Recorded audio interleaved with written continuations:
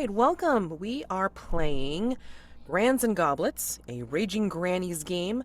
Raging Grannies is a tabletop role playing game written by Alicia Furness, writer and designer of games such as Paranormal Incorporated, and she has also written for Brindlewood Bay. So she has some awesome games, and I am very glad to be able to play this one because it's really cute and, as far as I can tell, like simple in mechanics. We may actually borrow a little bit from Brindlewood Bay mechanics depending on how this adventure unfolds, which I'm always excited about. Before we get started with the actual gameplay itself and character creation and then gameplay, I just want to do a little bit of player introduction. I'll start with I'm Madelancholy, Mads for short. My pronouns are she, her, they, and I really love tabletop role playing games. Been playing them for many years, but really only started in online play probably a few years ago by watching actual plays on YouTube and Twitch, and then just starting to get into games myself in the past couple of years. So I'm glad to pass this over to Kathleen. I'm Kathleen, she, her, and I've been playing games for longer than I care to think about, and running them. And I've been doing a good bit of online gaming since before the pandemic because there was a stretch of time where my husband had to be hospitalized outside our hometown, and so I went and stayed with him, but our regular game group was able to keep going thanks to Zoom and Roll20. So. All right, thank you. And let's go to Rod. Hi, I'm Rod, pronouns he, him.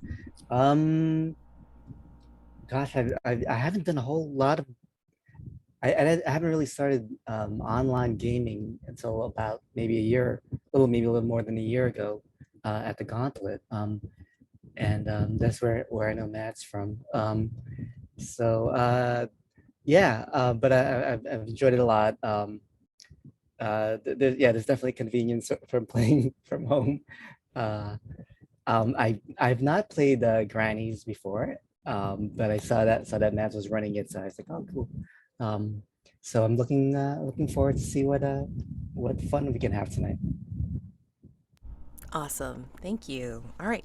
So we're going to do a little bit of character creation and, since it's like kind of like just technical stuff on a character keeper that the audience is not going to get to see, I'm going to go ahead and pause the recording, and then we will come back and introduce these characters that will be embarking upon their adventure.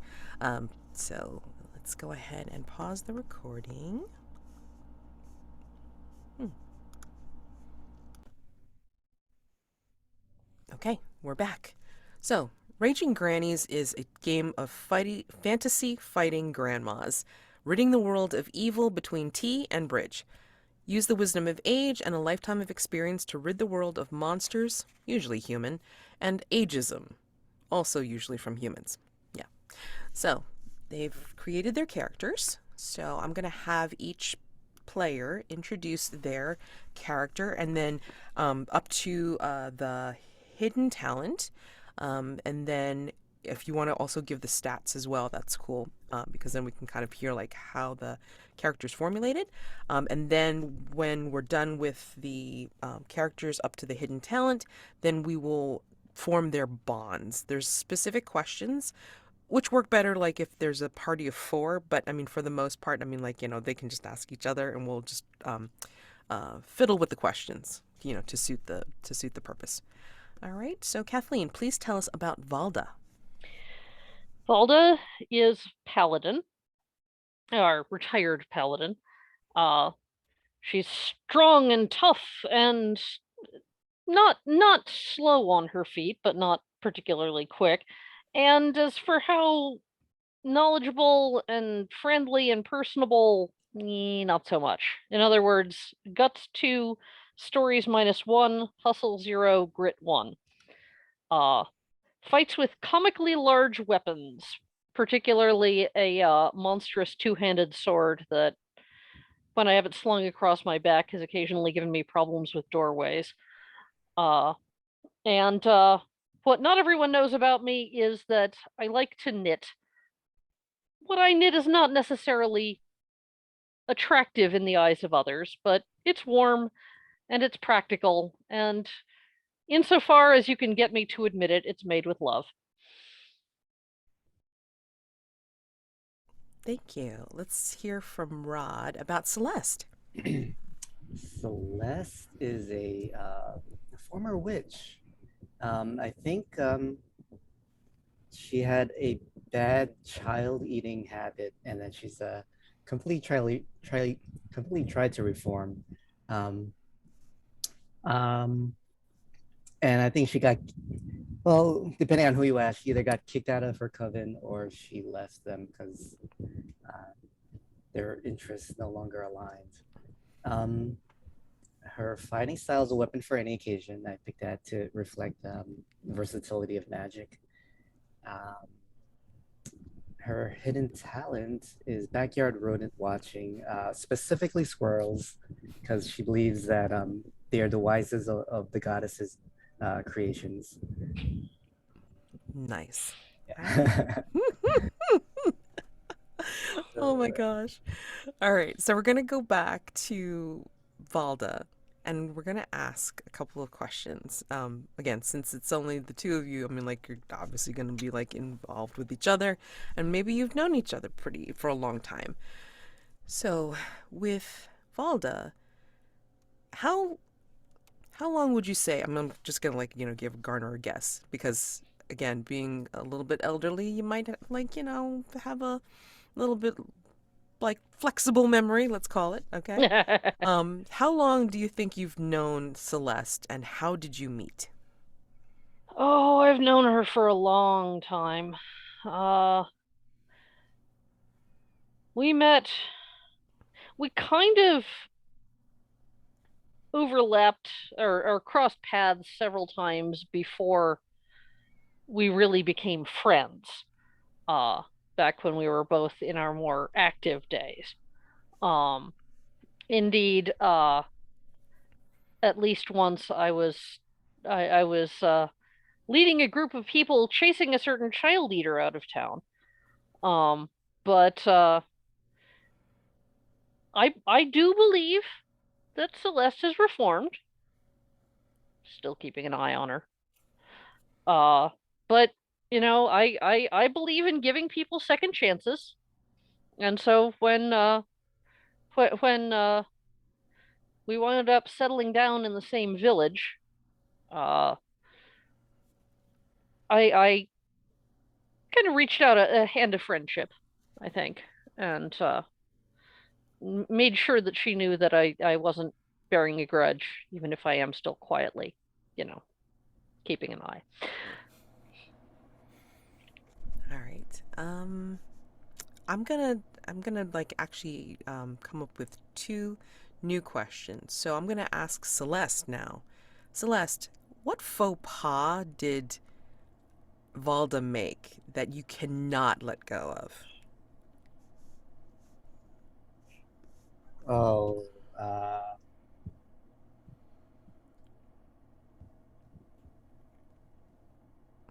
And this could be before you reformed or after. I mean, I'm just curious to hear what Celeste thinks Valda made. I think she uh, um, I think she, what's the word? She um well, yeah, when you're traveling, you have to when you're adventuring, you have to forage for food and hunts. And I think she got a squirrel at one point. But eating Which, on those things. uh, don't say that in front of her. um, so I think that's one thing uh, that might be unforgivable, or at least something she hasn't forgotten. Alrighty then. Okay, so back to Valda. What is a habit that, and obviously this isn't in the character keeper because I'm just coming up with this. Right. What is a habit that Celeste does or that she has, that endears you to Celeste? Hmm.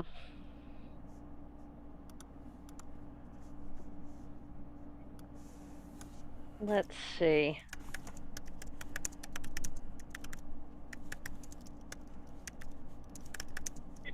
Honestly, as much as I think she's a little bit cracked on the subject of squirrels, it is really cute to watch her watching them because she just gets so intent and shiny-eyed and fascinated. And frankly, I think that's kind of adorable. Don't catch me saying that, admittedly, but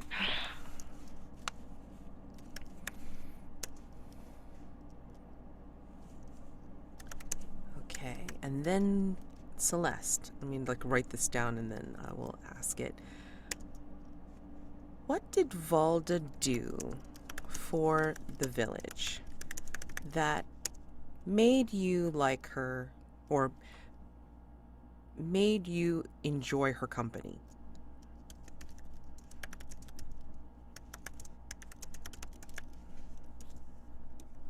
She's much braver than I am. So I think that she helped protect the um, the village from like a tribe of orcs that had they were just wandering by. Actually, they weren't even primarily attacking the village, but she dissuaded them with her uh, amazingly large weaponry, uh, comically large weapons, uh, to leave the village be, and I was very impressed. Very cool. All right, and this is a question for both of you, so you would agree as a duo, okay? What do you hmm what hobby do you both have in common? hmm. So again, decide as a duo what you enjoy.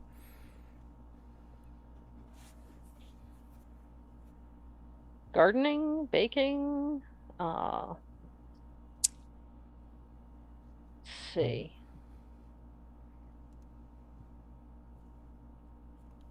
let's see. Trying to think what else are good choices here.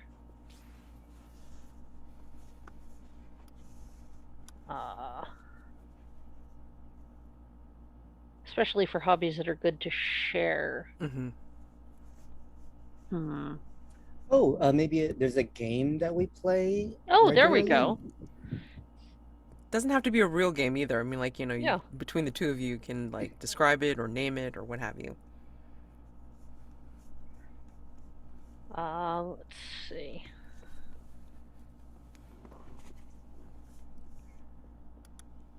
We play gnome stones. I love it. Love it. Hmm. Okay. Oh, Celeste Thornhazel. It's like Celeste has a last name. Ooh. Yes. Interesting. It's fine. I mean, like, if you want to do so, that is great. Okay, wonderful. They used to call me Valda the Valiant, but it sounds awfully stupid to go on around calling yourself something like that. So Yeah, yeah. You need other people to kind of like, parade your accomplishments, basically. yeah. That's awesome. Okay. All right. So, let me just make sure that I'm not missing any questions. Okie dokie. All right. So, with Raging Grannies, I mean, again, it's like a fantasy game that you have grandmas like trying to solve problems before, well, they have to go to bed, or in this case, like as I put down in the premise, before potluck dinner. Okay, so I'm gonna do some rolling here. Let's see, where does the main story take place? So it is taking place. Oh, okay, town hall meeting. So we're gonna put that into the character keeper. Give me a second.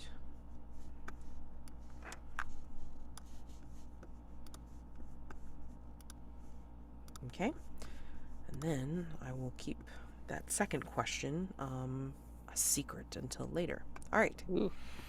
So, one of the things that it says for running the game is keeping themes of age, feminism, wisdom, and empowerment in mind. And then 3 questions that um, we can consider as a group, as like both GM and players. Um, how does being a badass old lady impact a fantasy society? What struggles do these grannies have? Okay, I mean, it could be personal struggles, it could be like, just in general, all right? And how do they navigate intersections of violence and grandma-ness? So, if you want, we can try answering these things in just kind of like a okay, what are we thinking of? Or we could try to show these in play. So I leave it up to you two. What would you like? Again, the questions are, how does being a badass old lady impact a fantasy society? What struggles do these grannies have? And how do they navigate intersections of violence and grandma-ness?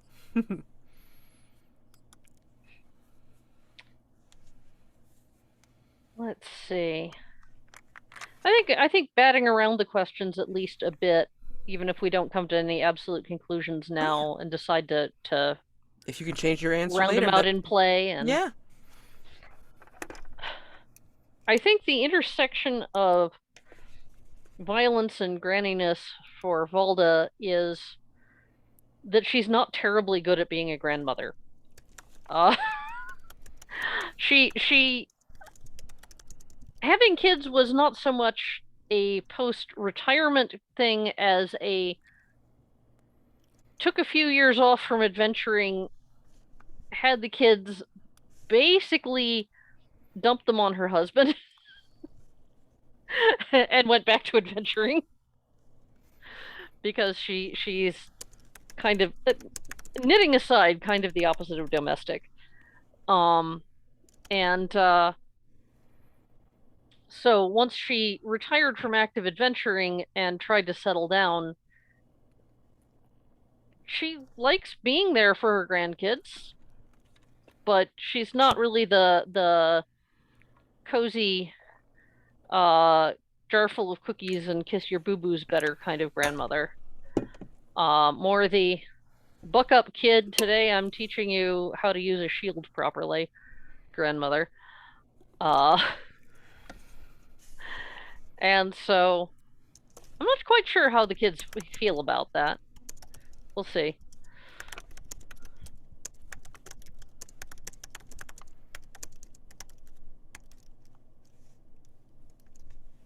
And Rod, how do you think Celeste feels about any of those questions? Um, this with the same question, um, I think she seemed terrified of children, but really she was terrified of reverting to her old ways of eating children. Until I think there there's maybe like a group of girls in the village who came to her wanting to learn magic. And I think that's, when it clicked for her that maybe kids aren't just food. Maybe there's actually something there that she can interact with and nurture and guard in a way. Um, hmm. uh, with the struggles that I have, I think maybe some people still eye me as a danger, as a possible danger. Maybe witches don't have the greatest reputation. What with the child eating and all. Right. Yeah. I think Valda's biggest struggle is adapting to a non-adventuring life has been a struggle for her throughout. And as she's gotten older, she does not like to admit that, her knees are kind of creaky these days. Her eyesight's not quite what it used to be. Ditto the hearing. She's still in quite good shape considering her age and the number of injuries she's had in the course of a long adventuring life. But in her head she's still in her prime, and she really hates being forced to admit that she's not.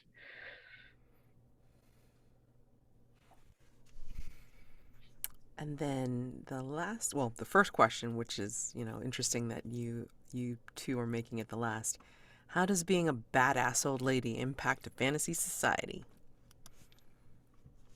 And again, these can be very malleable answers because, I mean, in play, you're going to discover exactly what kind of raging granny you are. So, Right. It seems to me that this is partly going to be affected by how common we decide adventuring women are hmm in this setting in general. sure. If adventuring women are very rare, then people are likely to underestimate grandmothers in certain ways. Um or old ladies in general. Uh on the other hand, if women who go out and swing swords and sling spells and whatnot are common, then people are more likely to say, "Oh, well, I don't know, but what she could still kick my ass, so maybe I'll be a little more circumspect." I kind of like the idea that people try to put us into stereotypes, like um, whatever the bikini armored the barbarian Oh woman, yeah, or things like that. Okay. I never wore a chainmail bikini. Thank you very much. hmm I mean, I'm gonna say that, consider it's like of all sizes, shapes, and types. Um, so it's not unheard of, but I mean, it's more like, you're still working? You're still doing the adventuring thing? What? You know what I mean? Like, Mm-hmm. yeah.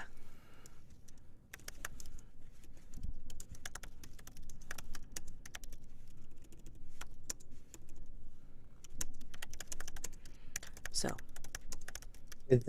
With the stereotype thing, I think I'd like to add that also to the struggles. I think hmm there are all these people have all these crazy beliefs of what a witch does, and okay. that might add to some humorous moments. Yeah, Yeah. definitely.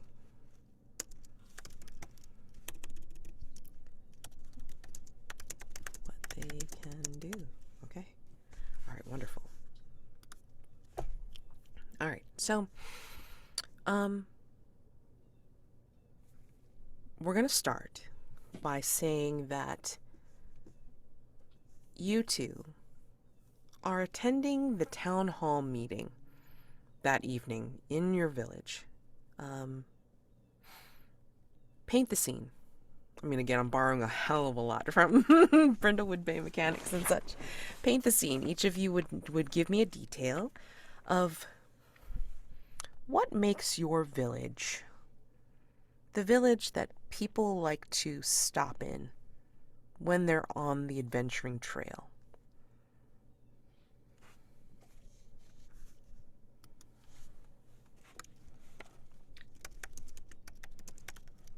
Well, first off, it's very convenient because it's near a major road from the coastal cities up to the mountains where a lot of adventuring is done.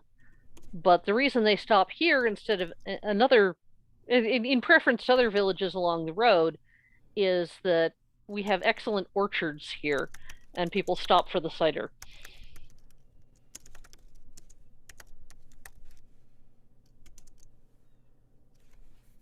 I think I'm not sure who runs a village, a mayor.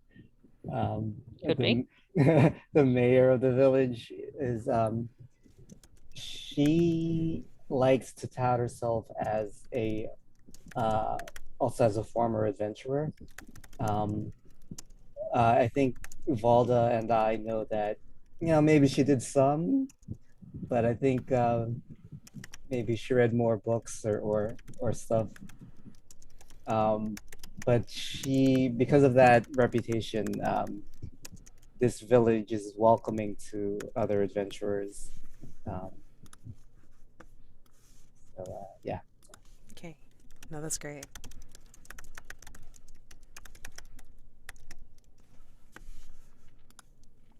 So, you two know that like tonight is the town hall meeting. Maybe it's like a weekly thing, a monthly thing, but I mean, it's a place to get news and, you know, see some friends or see acquaintances across town that you may not normally see.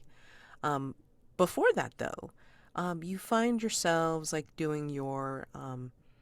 Would you say you do a weekly jaunt to the nearby tavern, to the village tavern, or is that like a daily thing? What would you say? It's weekly for me. I don't know about Celeste. And this would be Uh, where you'd get say you're like ladies who do lunch kind of thing, but I mean in this case it's a fantasy tavern that you would do lunch. Like this would be a weekly thing where you'd like, toast some ale and roast the sheriff behind his back, like what you think? I think I also go weekly, but every time like we meet, like maybe it's a running joke that we pretend that we came here. Oh, you're here again. What a coincidence. Like as if we I didn't know like that we it. have a weekly We meeting. don't entirely admit that we make a point of meeting up. Yes. Yeah. So have you at least admitted to each other that you do like each other's company? I mean, or you're still kind of like A bit grudgingly, but yeah. So let's have a little scene like you're this is the day of your weekly, again like you're toasting the goblets because maybe like the innkeeper, like we'll call him Martial. The innkeeper has like usually something from pressed from the orchard. Yeah. So I mean like they Mhm. have, as you said, the cider is the best. So therefore it's like this is like the weekly batch. And then like maybe he'll tell you both that maybe like there's been a little bit of extra spice or he tried something new with this particular recipe. And when you're toasting, your goblets together, maybe the local sheriff comes into play. He's not your village sheriff. He is more like the regional sheriff, I would say.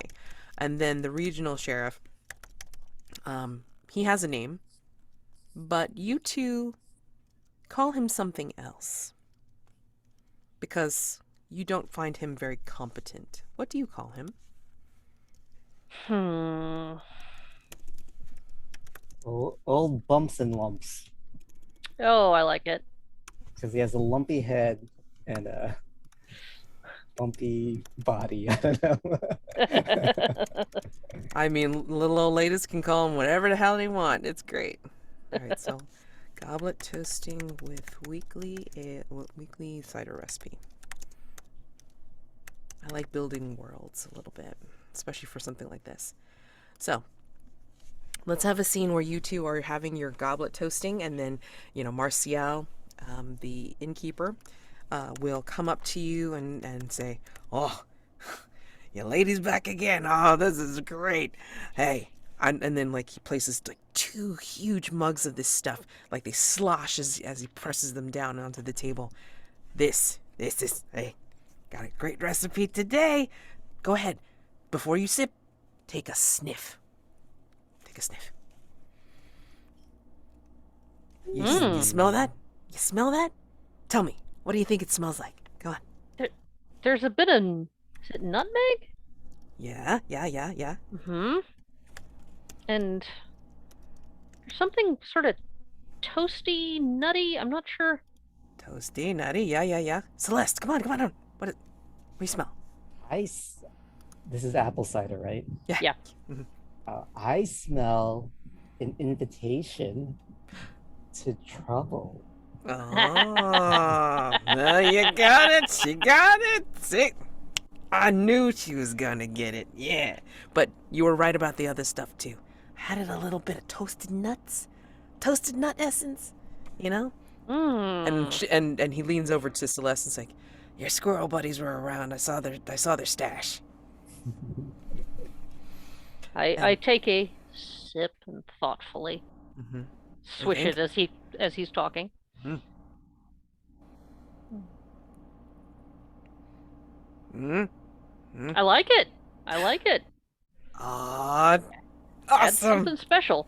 Yes. I mean, I tweak the recipe every week. It's wonderful. I mean, like, we have bounty. Why not? Yes? So, enjoy, all right? First one on the house. And, don't tell the sheriff that I did that. Of course not. Of course not. You know nothing about it. I'll be back with your meals in a few minutes, okay? I have to turn the spit. Thanks, Marcio. Yeah, absolutely.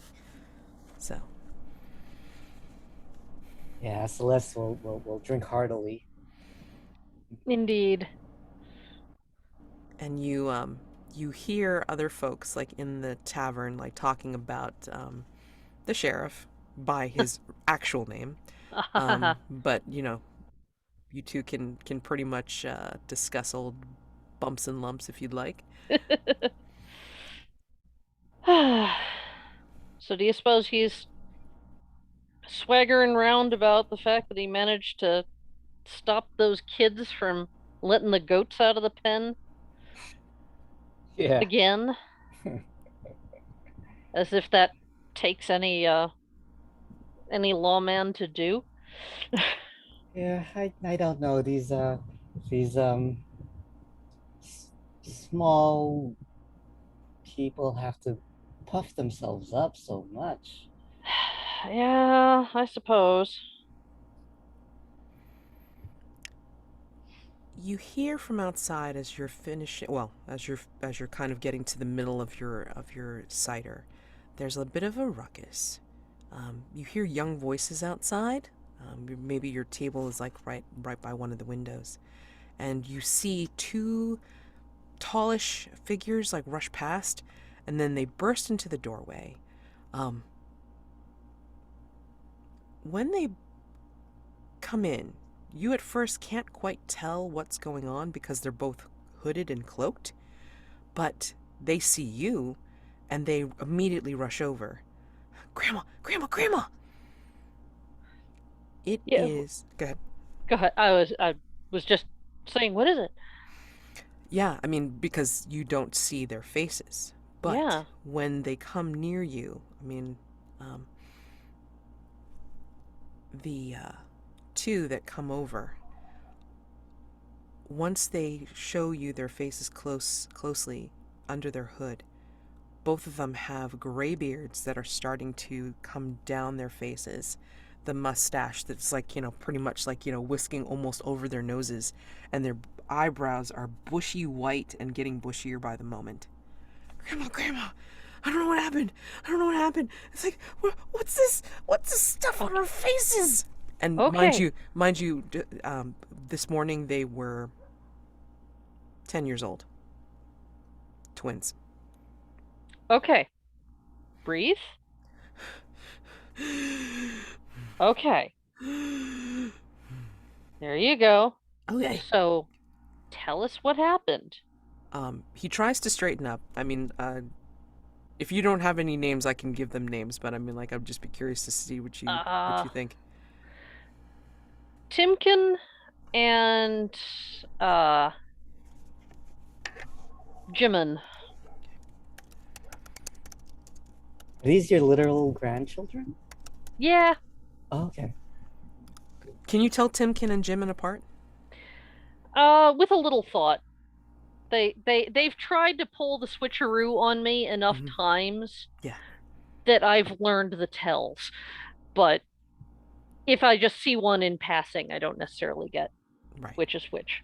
All right. Well, I'm just gonna say that like one of them has. I mean, they're all like again like getting bushier by the moment, but one of them has more brown in his hair than white, and then the other one has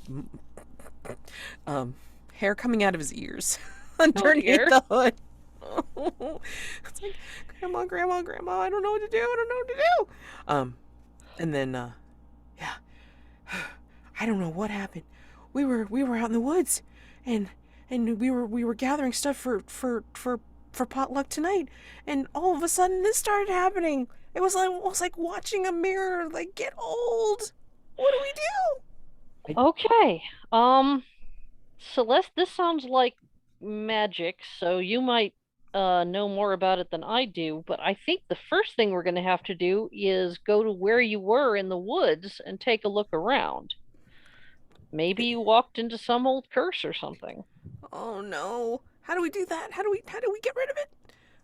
I think I have I think I have a staff that one end of it grows, but it Mhm. only like dead roses come out. Mm. But I pick it up and I'm gonna, can I knock one of the kids unconscious?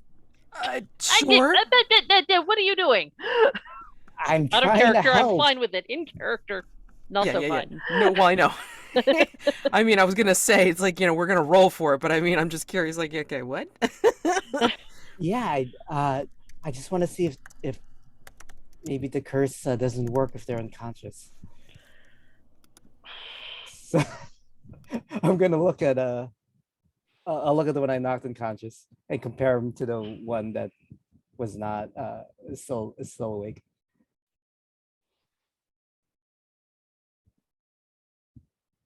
Let me see. Okay, Seriously? so I'm trying to think of like what would be a good thing to roll on because I need you to roll on this. It's just like, Oh, one, Valda's right there, and two, it's like the kid is still young at heart, even though they're kind of aging. Let me see. I'm gonna say roll a 1d6 for with stories to see how much you really know that this is gonna work. is this is there a dice roller? Or Oh, should I I'm just sorry. roll? That's like, yeah.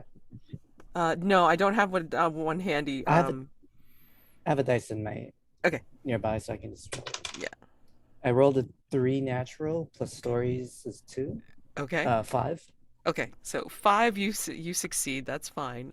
Okay. So, um, you know that this will work. I mean, in most cases, it's like a curse that causes like this kind of aging, will usually like not affect them if they're asleep or unconscious.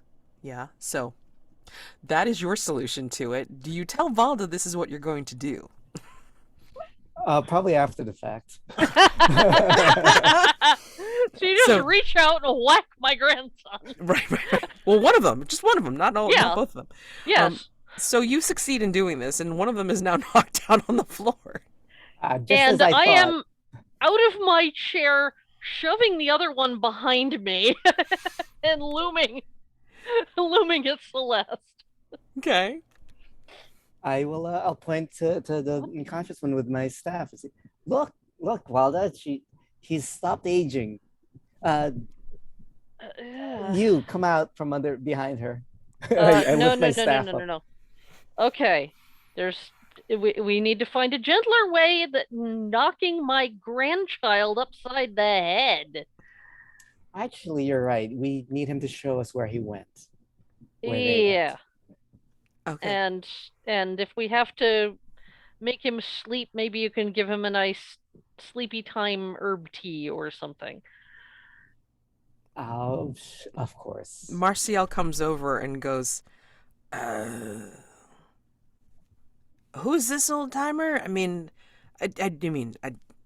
I don't I, recognize them. I mean, is if everything okay?"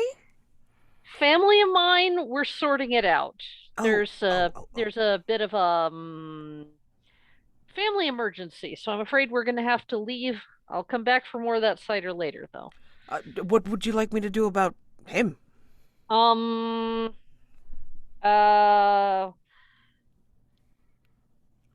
I'll take him along. Are you gonna try to sling him on your back? Yes. The other one is like kind of tugging at your shoulder from behind you. It's like, grandma, like what? Like are you gonna drag Timkin all the way out there? It's kind of far. No, we're gonna take him to my cottage, and I'll tuck him up in bed, and then you're gonna show us where you were. Okay, all right. Is he okay? I mean, He'll be that fine. that bruise looks like it's getting kind of big. Oh, he'll be fine.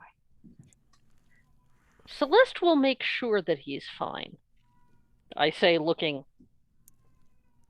rather coldly at Celeste. He'll be grateful for it later. Okay, so go ahead and you take your one grandson over to your cottage, Valda, and settle him down. And then the other one is just getting kind of anxious because, I mean, like, again, he's getting bushier by the minute. It's almost like now the hairs are starting to curl off of his face, and his ear tufts are growing bigger. Grandma, Grandma, I can actually feel it growing. What should I do? What should I do? Okay, here. Let me trim that for you. It'll give us a little time. I'm sure it'll keep growing, but I take my scissors to the hair and hack the beard and ear hair down a bit so that it buy us some time before it gets really out of hand again. Yeah, yeah, it's growing. It's growing. Although when you cut it, you are seeing that it's, and you can't tell whether it's because you're cutting it or because maybe it's slowing down on its own or for some weird ass reason. But I mean, like you can see it's getting curlier. Like the beard, your tongue, Okay. it's getting curlier. Whatever she cuts off, I'll take a sample. Okay, all right. You, Witches, go figure. yeah. Do you keep it on your person or like you gonna bring it home and do something with it? What are you gonna do? I'm gonna put it in a little pouch Okay. and seal it tight. Yeah. Go ahead and as we add things to whatever, I mean, please feel free and add them to the bottom of the your playbook at the character keeper to list like the things that you have. So, you know, Celeste, you have the pouch, and then Valda, don't forget that you bring a version of your knitting needles with you, I imagine, like, you know, Yep. as like extra weapons or whatever. I always have a current project that I'm carrying around. Okay. It's not my only knitting, but I Okay. have a bag that slung over my shoulder that has my current project, and the needles are sizable in steel, so, just in Okay. case. Fabulous. All right, great. Um, and so, again, if you have anything that you would normally take adventuring or what have you, I'm going to allow you to assume that you have it. So, no biggie, you know. Cool. Um, all right. And one more thing I want to say. Thank you, Grandma. Oh my gosh. Um, all right. I think what ended up happening is that me and Timkin had followed the river, and then like we were coming upon some weird patch or something like that. I forget. Um, I think I just have to follow the river, and then like, you know, I'll be able to recognize it when I see it. Okay. Okay. All right. You take it slow when we're getting close to the place because I don't want you charging right back into it. Okay, great. But and as he's trying to leave the cottage to lead you there, it's like, you know, he suddenly collapses on the floor. Ow! Ow! Ow! Oh Oh, oh, man! Ow! I Oh, what's up? What's my what knees. My knees Oh, all of a sudden they hurt. I don't know why. yeah. Here. I get out a pot of uh fairly evil smelling liniment and say, rub that on your knees. It helps. Oh God, Grandma, that smells awful. What the? I know, I know. Ah! It helps. It's good for you. Buck up, kid. I gotta touch this. Oh God, it's slimy. Oh, ugh. I just put it on my knees, right? I don't have to drink it. No, no, don't Okay, drink that. Ugh. okay, cool. All right, thanks.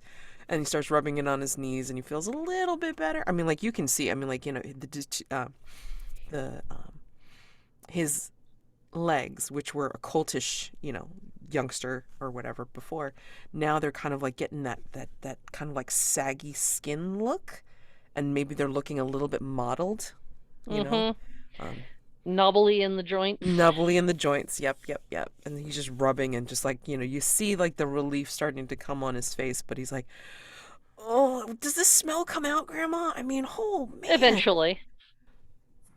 Okay. Uh, uh, I got a spare stick around here somewhere.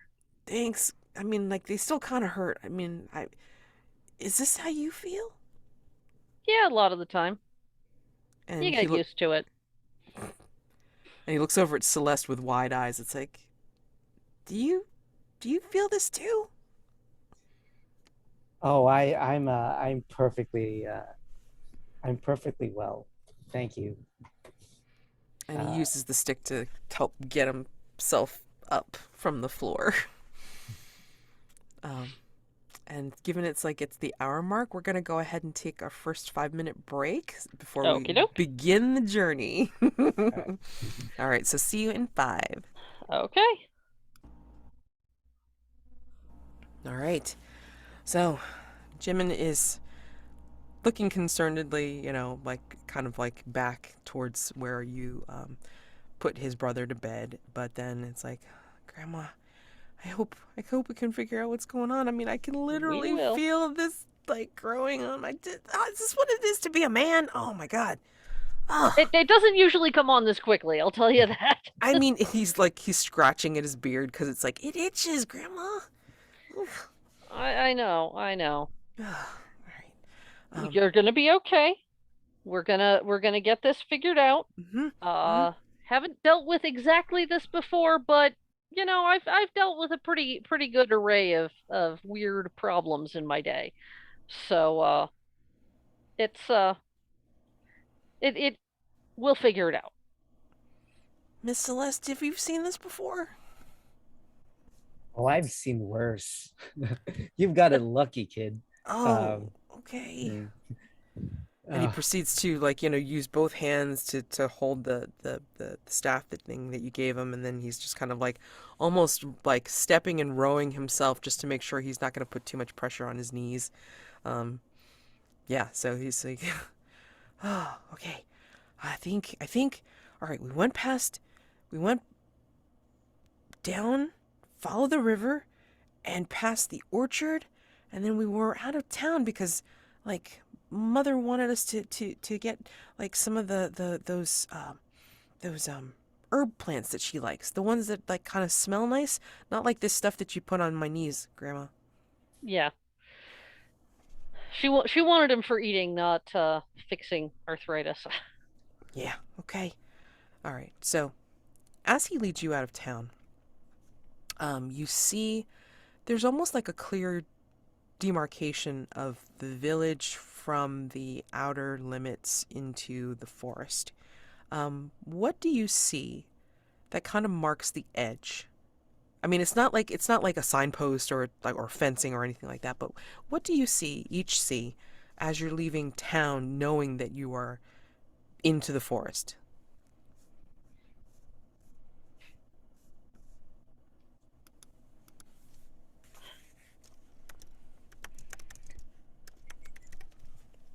I think for me, I think it's less sight than sounds and smells. Okay, Like the background chatter of people vanishes, and sounds of nature are much more prevalent and clear, and the sounds of and smell of earth and living things comes to life for me.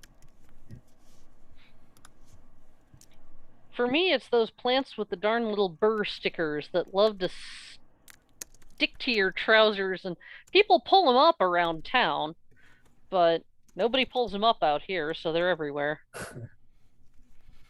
fair enough. And because of his exposed um, shins, because of trying to put the liniment on, it's like he's realizing them as well. It's like, he'll go, ow, ow, oh, oh. Pull your trousers down, son.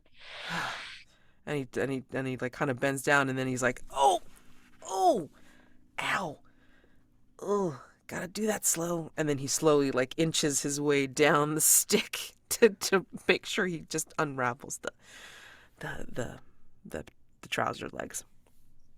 It's like, oh, I forgot about these stickers. Oh, it hurt. Ouch.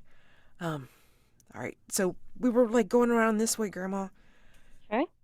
And let's have you both make a roll. Let me see. So luckily this isn't as stat based as D&D, thank goodness. Um, I'm gonna say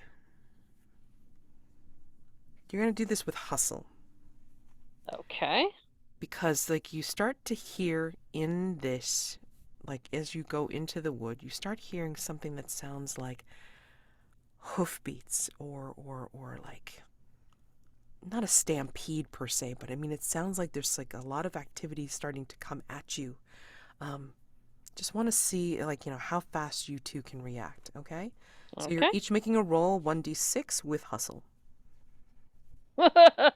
Apparently, I am slow today because that is a grand total of 1. Mm, mm, mm. So I'm too busy fussing over my grandson and yeah, I can see that. Okay. poor Jimin. Yeah, and then Celeste, how did you I do? I got a total of 6. Okay, great. Oh, Okay, so basically Celeste hears this. I mean, and as Celeste said, I mean, she can make the distinction between the village and the forest. So naturally, she hears it more and quicker than Valda does. So I imagine that you move out of the way, like you sense like kind of where it's coming from, and then you're also able to kind of get yourself behind a tree or what have you. But Balda, you and your, you know what? Just for funsies, because it's like I don't normally get to roll, obviously for NPCs, but what the hell? Why not? By the way, I'm assuming Valda's being brave and sticking it out rather than running, oh which is yeah. why she's still there. Yeah, I mean Yeah. that could be it too. I mean, like she's fussing over her grandson. She don't give a shit about anything Yeah, else. I'm not running from whatever that is. I'm gonna face whatever that is. Yeah, and he's not even paying attention because I mean I think he's like still worried about his cricky back, and then he's just finished doing his trouser legs and stuff like that, so he's really not paying attention. So anyway, you hear the hoofbeats and such, and then it ends up being where it seems to be a gang of 5. They're in with dark horses that they're riding. They have dark brown, black cloaks, and they're all hooded. And mind you, this is like, like around like, just after lunch and stuff like that. So afternoon sunlight is peeking through the canopy of the forest. But they come upon you, and the one in the lead kind of mutters from inside his hood. Huh, look at this. An oldster. Another oldster. What kind of coin do you have for us today as the toll to make it through the forest? Oh, I think I have ways of dealing with tolls and drawing the very large sword from my back. Ah, an oldster with bite. Huh. Imagine that, boys. Right. So, what they're going to do now is they're going to move their horses to surround you two. They don't see Celeste. Um, and Jimin's like kind of like like cowering behind you, like leaning on the stick and go, Grandma, what do we do? What do we It do? it'll be all right. Just try to keep low, pay attention, stay out of my way. Whee. And all right. So since they hadn't seen you, Celeste, what do you do? I mean, they're fanning around um, Valda and her grandson with the horses, Um, concentrating on them. I like watching Valda fight. So, but I think what I'll do is just make sure that there's none of them attack from behind or do anything Okay. dirty tricks like that. Okay. Yeah. Alrighty. Okay. So, you know what? This doesn't seem that fair. Although, it's like, it's not all about fair, is it, boys? And they're all like chortling amongst themselves. None of them have taken down their hood. I mean, you just hear these voices coming from the cavernous darkness of their hoods. So you're cowards, is what you're saying. What? That you have to outnumber. a couple of oldsters and not even show your faces. You hear one of them like growl. Yeah, I guess it's silly to waste possibly tripping over old bones on horseback. And the lead one will come down off of his horse. He's a big guy. I mean, like his head comes up to, like near the mane of his horse. Um, and when he removes his hood, like you see this big beefy guy with a beard, mustache, and bushy eyebrows. But I mean, like they're wild and crazy, like disheveled hair, in a like deep red brown. And he kind of juts his chin and goes, "Fine. You think you have to see who we are? You won't remember once we take care of you both." And the other four will come off of their horses as well and remove their hoods. And again, varying ages, but young compared to you, and of differing heights and hair colors. Okay? Okay. All right. So, what would you like to do in this case? First, I'm going to tell Jimin, reach into the bag over my shoulder, take my knitting needles. If any of them get too close to you, poke them someplace soft. There's a scarf on here, Grandma. Pull the scarf off. I can fix it later. And he will pull it off, and then he'll actually wrap it around his neck, Okay, just to make sure he doesn't lose it. that works. Yep. That way it's not going to get so full of burrs. That's fine with me. I don't want to And pick burrs out of a half-made scarf. That's yeah, nasty. that's nasty. And Roll with guts. there we That go. sounds so horrible. Okay, that's a 5. Awesome. Okay. So, tell me how you deal with these guys, like taking them out. Okay. And then you can include Jimin in on this if you think he'll be helpful in like, doing whatever. All right. I think that I'm going to uh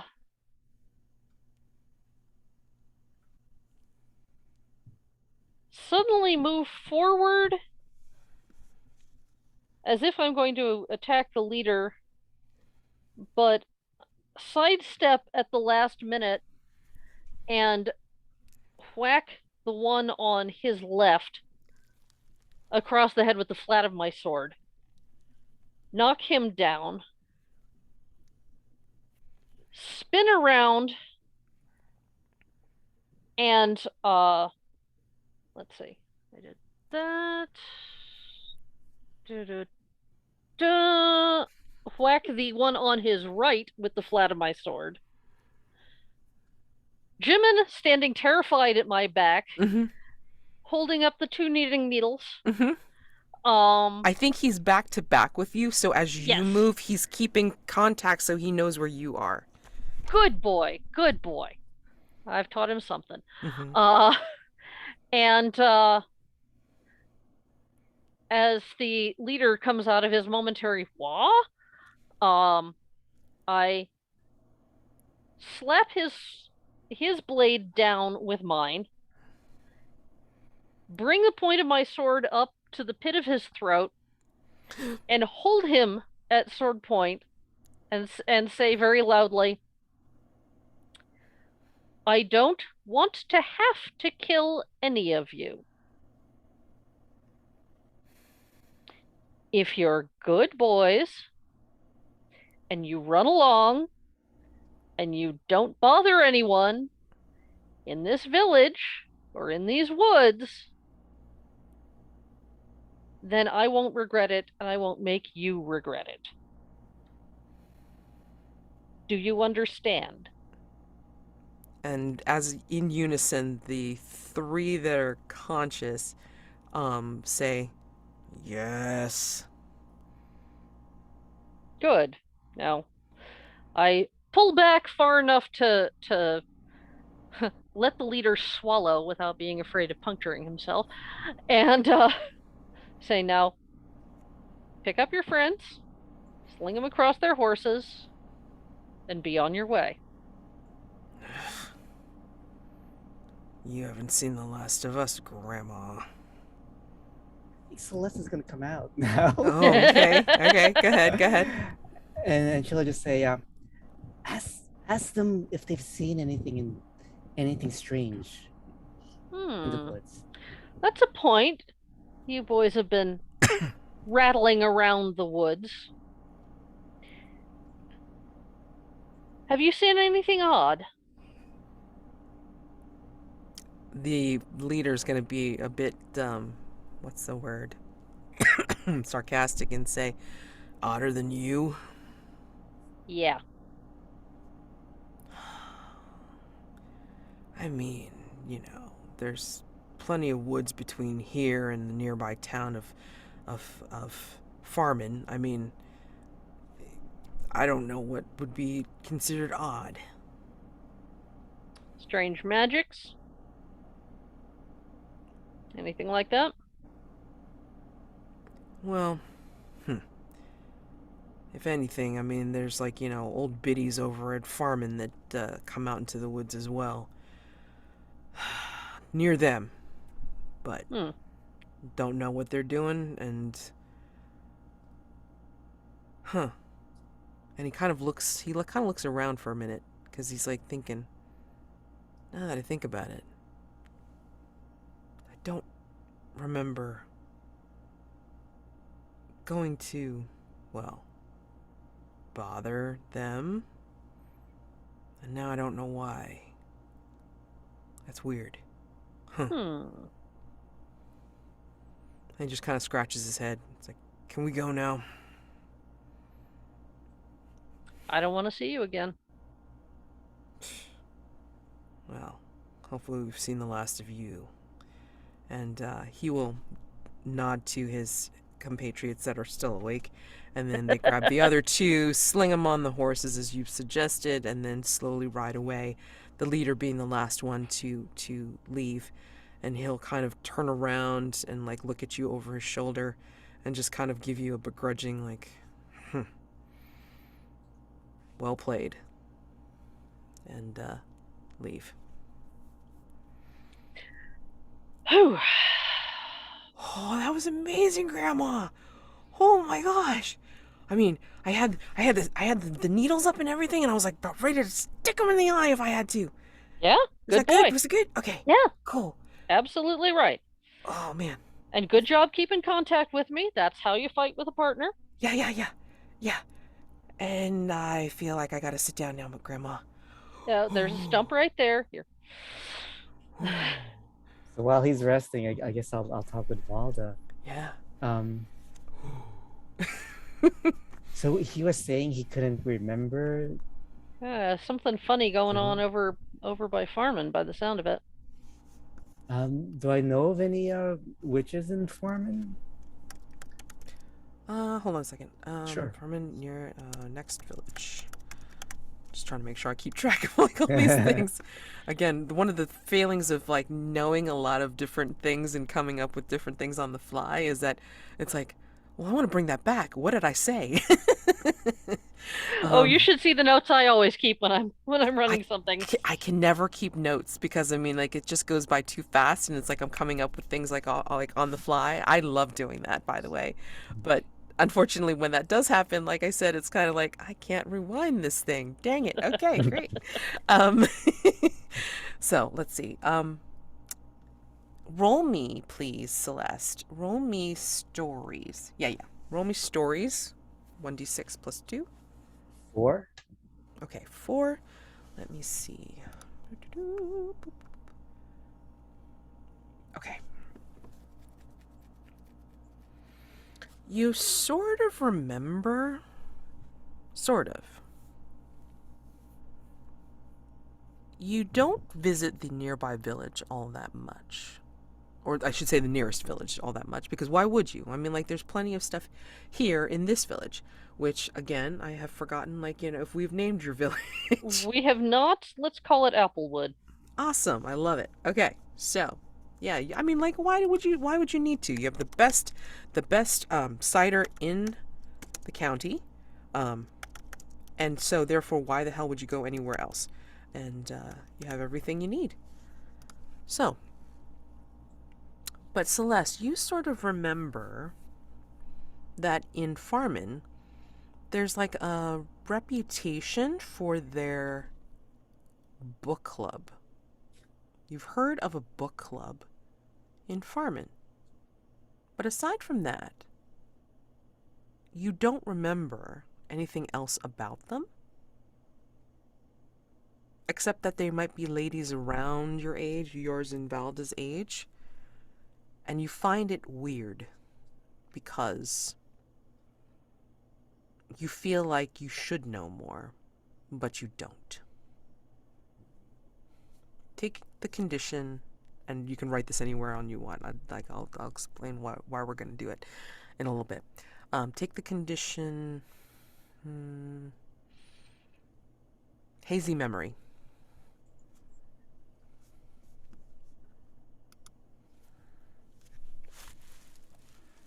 Hey, Valda, have you ever had a? Have you ever felt like there's pages missing from, like, you know the books, the library in your head? No. Hmm. Me neither. I'm usually pretty good, but when it comes to farming, Hmm. I'm getting blind spots. I think we need to find out what's going on at Farman. Is that the direction that does that correspond with the direction that Jimin is taking us? Mm-hmm. Yeah. Mm-hmm. I mean, they basically followed, like, him and his twin had followed the river, and it will take you, like, down the road a piece, into Farmin. Um, yeah. Okay.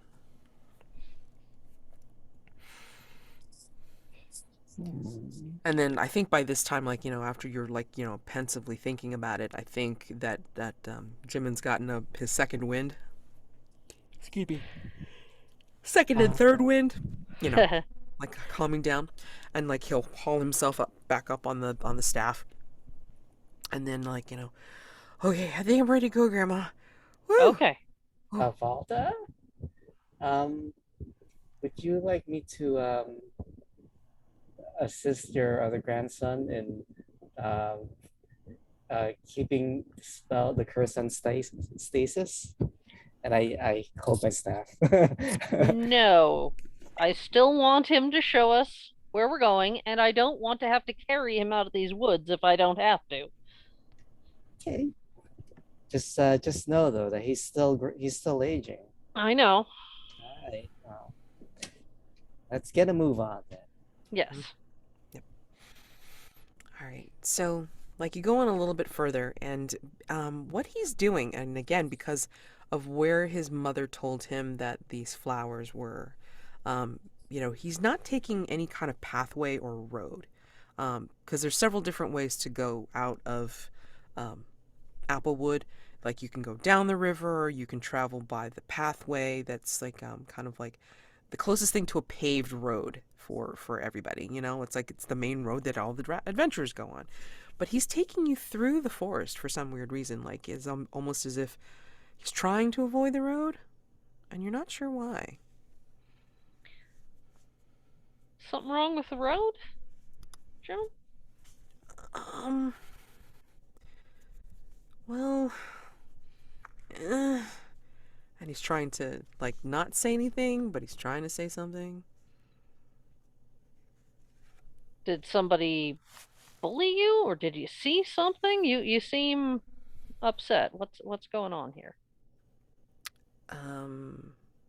In this case, I would like you to take hustle. Like, I mean, Valda, because you're talking directly to your grandson, and then Celeste, if you want to do, like, an observational hustle, okay? Okay. To roll on it. All right. So, what you get? One again. Goodness, so great. Will you toss that die into dice jail? Yeah. Yeah, I think I need a new one. We're okay. I got a 7. Okay, great. All right, so give me a second. I just want to switch out my You die can as a matter roll of and fact. I can't. I'm gonna have to get a different die by getting up, so I will be right. Okay.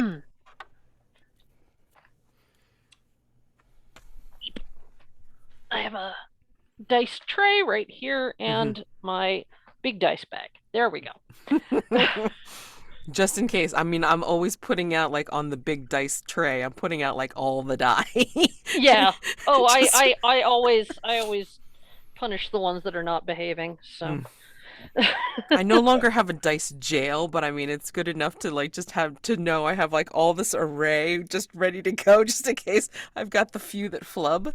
yes, yes. If one is naughty, I toss it back in the bag. There you go. Right, Doesn't exactly. get to it doesn't get to play today. And unfortunately, this one's way too big, and I just have it because I love gelatinous cubes. So I don't know if you can see that. Whoops. Oh, that's fantastic. Yeah. So, the lighting. Poop. But anyway, yeah. So it's pretty big. So this one is gonna behave. Okay. Next time I need to roll, that one's gonna do a good job. Okay.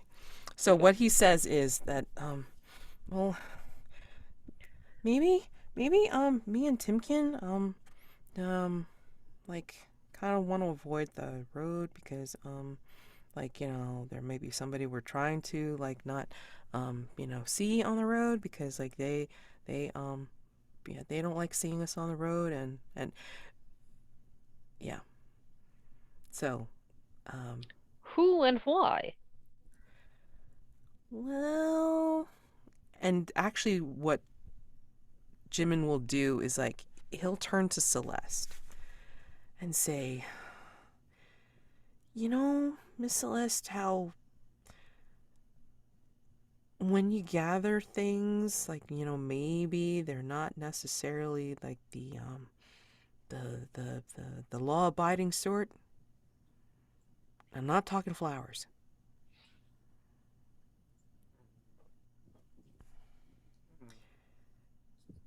Maybe, me and Timkin just kind of get some stuff that we're not supposed to get, and it's just better that we avoid somebody that might be on the road patrolling. And from this that he's talking about old bumps and lumps. This amuses Celeste greatly Mm-hmm. that they're the grandchildren of a I paladin. mean, like again, this is like this is a kid that's like 10 years old, hangdog look, which you can barely see under the bushy eyebrows, the ear tufts, and the big beard. So imagine that, and then like his arms are behind his back, like trying to like kind of be like, oh, oh, I shouldn't move like that. Ow, ow, Grandma. Oh. Well, maybe if you weren't twisting in guilt and shame for something you'd done, you wouldn't hurt. I want to know that Paladins, now. not necessarily the most sympathetic of people. No, not at all. Yeah. So, yeah. So we've been kind of gathering these flowers, not just for Ma, but maybe for some other people that have paid us to get certain other kind of plants around these parts. Oh, I need to know what plants these are, and I can. And who's paying you? I mean, like Jimin's keeping a very tight eye on Celeste and not looking back at you, Valda. Yeah. Celeste is definitely the good cop. or bad cop because that's what's necessary in this case or whatever. Oh yeah, Valda's the bad. Celeste is a good cop. Valda's the bad cop because you're being relatively sympathetic and easy to talk to, and I'm just. You are. And so like the hangdog look continues, and then like you can actually see his little foot, kind of like kind of kicking the dirt a little bit, as he's trying to say, well, um, you know how there's like some plants that if you kind of like crush them and they make a smell, and that smell makes people feel good. Yeah, maybe we Oh, dear. found a patch of these away from here, and yeah, we've been able to buy some stuff to be able to train. Yeah, that's it. We're gonna train. Yeah, we've been getting our own practice swords and stuff. Yeah. Mm. Well, that's not a good way to do it. Anyway, and then finally, Jimin will turn, not look at you, but he'll like at least have his face towards you, Valda. It's like, and maybe Sheriff Dalrymple has been kind of watching out for us. He knows, we're twins, and so he's been kind of keeping an eyeball on us. So yeah, we avoid the roads now. Mm. Well, if you're in company with me and Miss Celeste, you're not going to have any problems with him. We'll talk more about this later. But for now, this curse is more urgent to deal with. And he's nodding. Yep. Okay, Grandma. I mean, it might be quicker this way. I mean, like, since we're not looking for the plants, I guess, then we can head down the road and get to closer to where I think we were. Okay, Yeah, the sheriff won't recognize you. that's a good Not like point. this. Yes. Oh, that's true. Oh, man, I look like an adult. Ow. Ugh. And he clutches his back again. He shouldn't have straightened up that quick. Oops. He'll learn. Well, I hope this doesn't go on long enough for him to have to learn that now, but Right. we'll see. Exactly. Stupid key. Okay.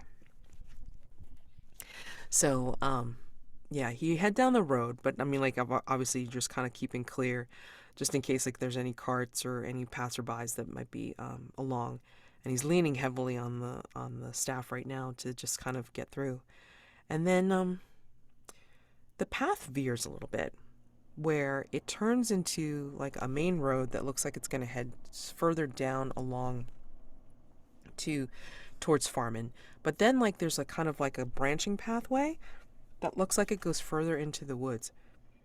And he kind of looks there and says, Grandma, I think we have to take this road, even though it's not the road, because this is kind of like where it leads into the where the bushes are. Not that I'm saying we should get the plants. No. Well, we need to know where you were when it happened, and if Right. that's the marker of where, then that's where we're going. Yeah. I mean, that's exactly it. I mean, like we were near getting the plants and Mom's flowers, but yeah. So I mean, he'll kind of point and then direct you over there. On the way there, you see that there's some sort of, in the middle of the forest, you see that there's like a shining shaft of light that seems to gleam in certain places of the forest as you're heading down this branching pathway. And at every shaft of light, gleams a little pond. Enough that if someone was going to, say, bathe in it or whatever, then they would be able to just, sit neck deep in it and enjoy a cooling bath. It looks inviting, shining in the sunlight, and the weather is clement, so it's not terrible. And it kind of calls to you. Yeah, soaking my feet for a few minutes might feel pretty good. Let's be careful. There are nature spirits and such. Who knows who lives in this pond? You And they sure? don't It want. just looks like some nice, cool water to me. Yeah, but if you're wrong, I don't think they would want to smell your dirty feet, Valda. To My be feet aren't blunt. that dirty. I have been wearing these boots all day, at least. I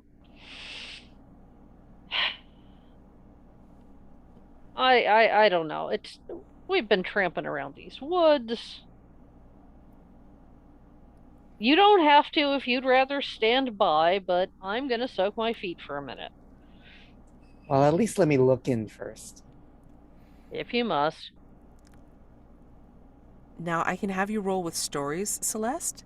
I'm going to say that you can either, straight stories as if you're going to, call upon, lore that you know. But I think it would be interesting to see if Celeste is using some sort of, communing magic. If you think that there are spirits around here that you need to not appease, but, you need to address, um, I will accept you doing stories for your role, and if you do well, I would love to hear how you manifest your magic.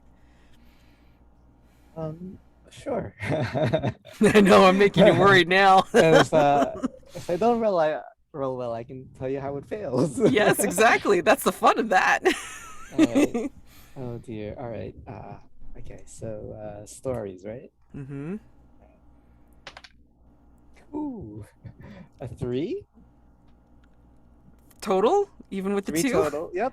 Yeah, I Oh, rolled a no. 1. Oh no. I passed my dice luck to you. Oh my did. gosh, that's so funny. Oh my gosh. You Hold on a second. Hold on.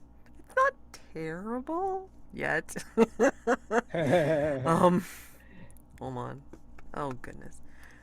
I didn't put everything on this sheet. Okay. Okay. Conditional success on rolls 3 to 4. Okay.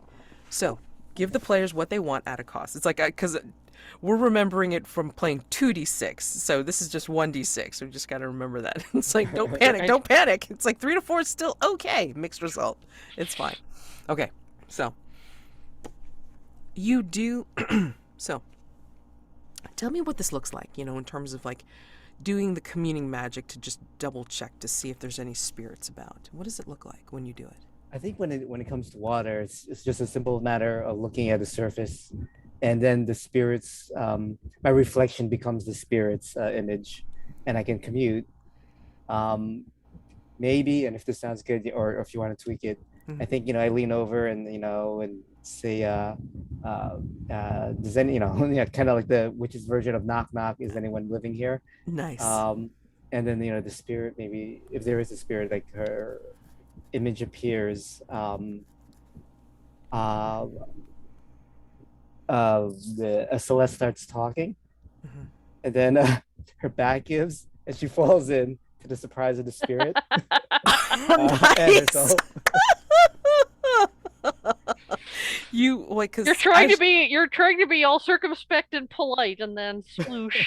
Sploosh. I love it. I'm gonna use that too. So basically, as you say, you try to be polite. You're trying to address the spirit to acknowledge that they're there, and just to make sure that you're asking for permission to hang about, and then your back gives out and you sploosh, because as you're talking, I mean, you start to see the shimmer of your reflection going away, and then the spirit coming up, and just as you hit the pond surface, you see the surprised face of a water spirit, of a male water spirit, and his eyes are going wide. And it's like, what? Like you can hear the glub glub as you splash into the water, and you hear Valda's giggles coming from behind you. And then as your face is in the water, you feel like supportive, strong hands, like, pushing on your shoulders to try to keep you up from falling all the way in.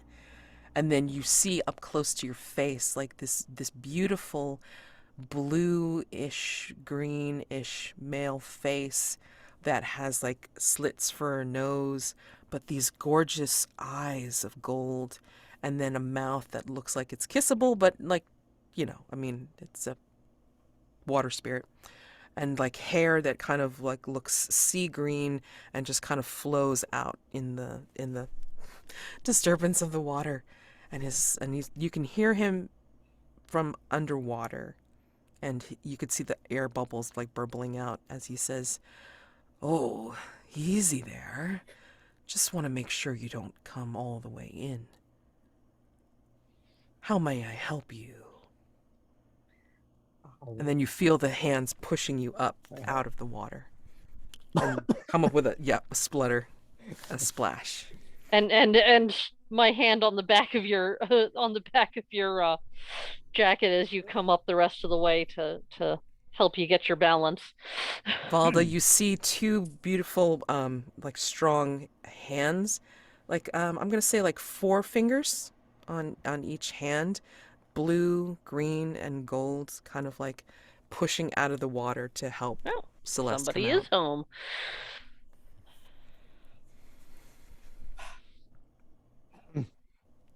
So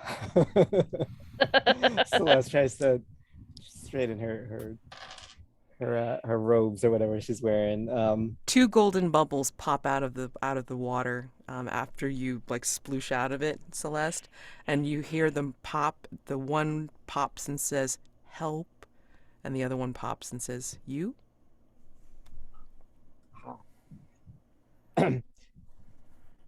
We were traveling through your forest and saw your refreshing pond. Do I think the light was emanating from it, or kind of light? Oh no, it's coming down from the canopy, like through the Sun through trees. the leaves. Mm-hmm. Um, we didn't mean to disturb you, and I was wondering if you've noticed anything strange in the woods recently. And then you hear like and see like little bubbles, burbles, and then you see the slow rise of this blue-green head out of the water, almost as if like he's rising up on an elevator underneath. But I mean, it's just like straight up.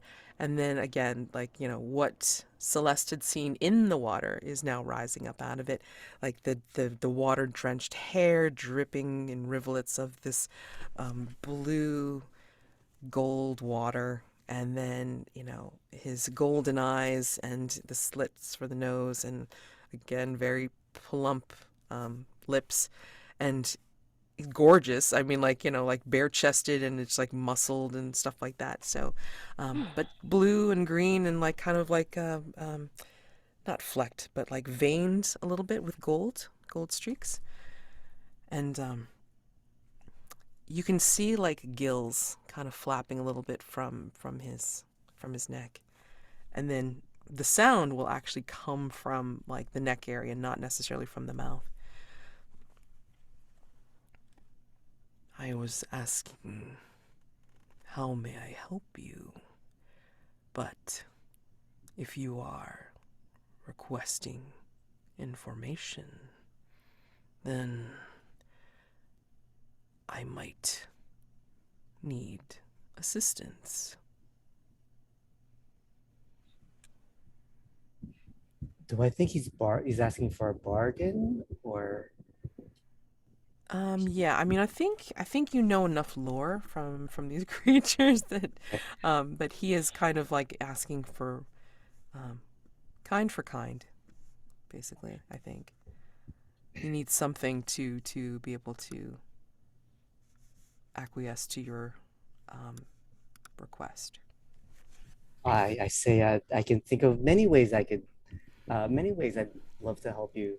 And I kind of look, over him, um, his beautiful body, and um,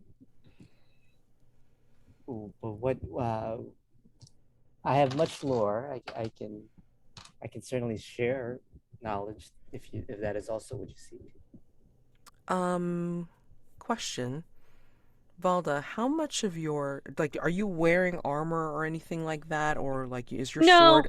the sword is across my back again. Mm-hmm. Uh, so it's the hilt is visible over my shoulder. And my clothes are generally tough adventuring clothes, but not armor. Okay. So I look like somebody who's used to being active and out and about, but not like I'm expecting trouble this very minute. Mm-hmm. Oh, I will out of character interrupt to say, if I bounce offline very abruptly, there is a line of thunderstorms coming through where I Oh am. no. I don't expect it to knock out the internet, but Okay. there's always a chance, so I thought I'd let you know in advance. Okay, hopefully it doesn't cut. Well, I mean, now that I say it, it's like, something will happen, of course. So Yeah. hopefully it will But at not. least you will know what's going on if I Right, and be like, disappear oh my abruptly. God, what happened to her? Yeah, yeah. Yeah. I mean, are you in the what is this? Where is it? Are you in the Discord for games on demand Yeah. online? Okay. Yeah, so I mean if you put it on anywhere on games on demand online on the general chat or the online planning or whatever you have access to, if you go ahead and say, by the way, Yeah. Yeah, if I get knocked out, I'll use my if I get my internet knocked out, I'll use my phone to to get on the Discord and say, "This is what happened." yeah, exactly. Fantastic. Just want to make sure. You have a way of communicating with us. It's like, oh, okay, she's coming back, maybe? Okay, great. um, so before we get to the next part of the adventure, like, and I'd like to kind of like just do like a cinematic cut of like, oh, well, he's requesting something. Wait, we're gonna take another 5 minute break. So this way, since it's near the hour anyway, and so I will see you at well, the 1 minute mark. Okay. All right. All right, See you great. in five. Yep. Okay. So the water spirit has made a request, or started one, and he's risen out of the water up to his waist, or down to his waist, whichever it be, and he looks beyond you, Celeste, and looks at Valda, and then beyond Valda to Jimin, whose beard, ear tufts, and eyebrows have gone like really curly now because I mean after you cut them, it's like for whatever reason it's almost like it's created like some sort of springy effect. So now it looks like he's got like sheep's wool in all those areas. Wing, wing, wing, wing. Seriously, seriously. And he's just kind of questioning. He's like, what manner of creature is that? That looks like a human, but it has things on its face. My grandson is cursed. Oh, He should not be hairy at his age, or he shouldn't be the age he is at his age. this is magic? Hmm. It is. Looks luxurious. Like something from the sky. And as he points, he's actually looking at what looks like a very blue sky that has like those very puffy white clouds in it. It looks like that. Does it feel like that? Uh, scrubby, but if you wanna find out, I'm moving Jimin forward without checking to see whether Jimin's okay with this. Grandma, It's what are you all doing? right. Are you sure? Yeah. And he kind of If he scratches. if he does anything, he shouldn't. He'll deal with me, but I don't think he's going to, so it's all right. And the water spirit will just kind of look at you, tilting, or look at Jimin looking in wonder, tilting his head, and then just kind of reach up, and then like have these 4 fingers on each hand, like kind of like feeling around Jimin's face, and he's just if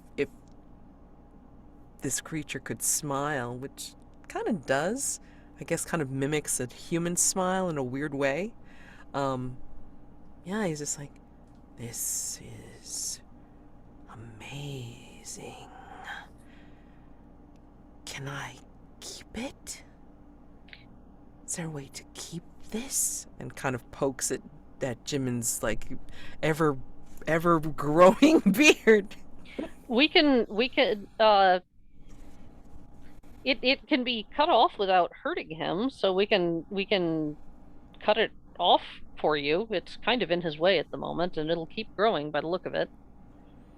I ask for these. What do you call them? Whiskers, beard? Those. Oh, Pointed to the the sky. clouds. Yes. Clouds. So, and then he looks at you, Celeste. Will you give the gift of clouds if I tell you what you might need to know? And those golden eyes are sparkling at you.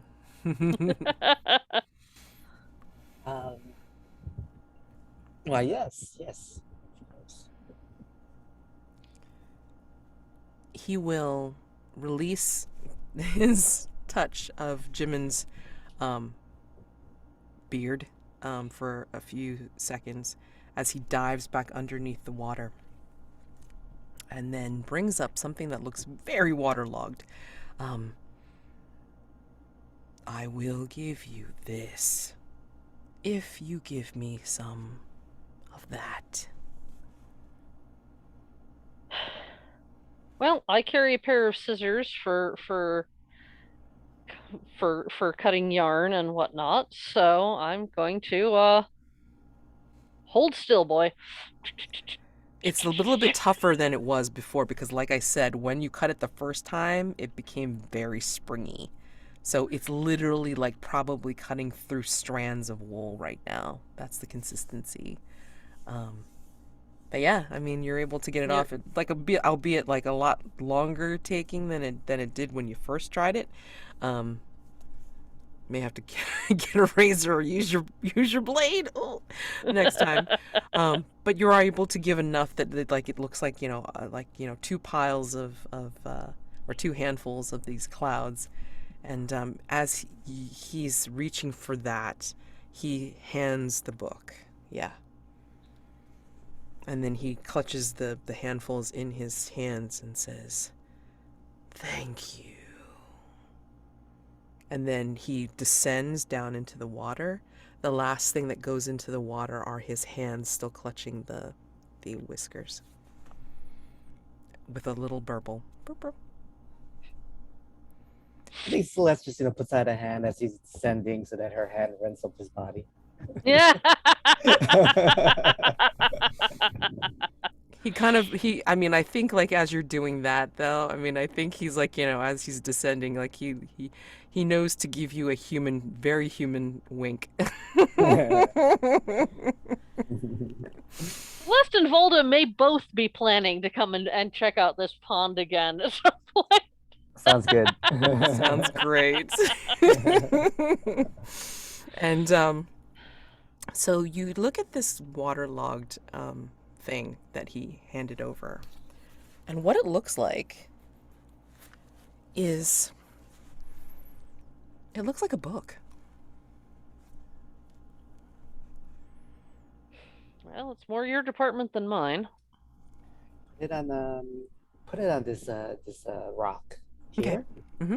I'm going to study the outside. Is there any title, anything special about the binding? You can't tell. It looks like it's been waterlogged for a little bit.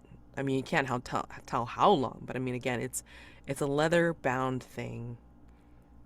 But if there was any etching of a title or something written on it, you can't tell because again, it's been in the water for a bit.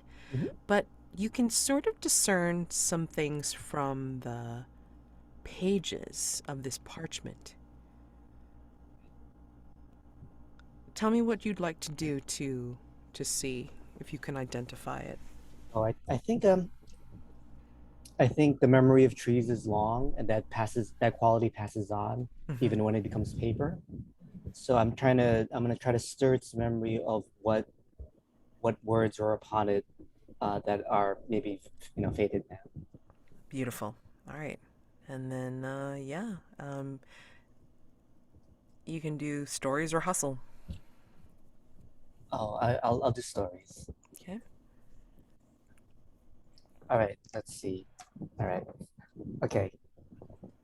Hi. All right, 7. Okay. Awesome. Ooh. Nice. Alrighty. So, you tell me what the magic looks like to be able to do this, to make the memory, um, Oh, the words come back. I think she just says like baby talk. It sounds to Valda like baby talk. Like, oh, uh who's that? like the noises you might make. Who's a pretty sapling? Exactly, like right. Absolutely. Right. Some coaxing, gentle coaxing. That sounds weird coming from Celeste. Yeah, that probably does. I mean, it's just If like, Jimin is gawping, I'll just say if you get used to it. does she do this all the time, Grandma? Not that often, but sometimes her magic sounds like that. Okay. All right. It's kind of weird, but okay. And you notice that after you had shorn Jimin of that enough to give to the water spirit, it's like now it's just so dense. It's almost like hugging his face, and the ear tufts look like they're tufted ears, Hmm. and then his eyebrows are like so like bushy that it looks like they're coming out as like a textured. I can't explain it. Like a like I don't know, a textured piece of cotton wool or something like that that's just like kind of been pasted on his eyebrows, but those are his eyebrows right now. So, yeah. Oh boy. Like he got wet and then he just it's like it just exactly so dense. Anywho, sorry. I'm just amused by the whole thing.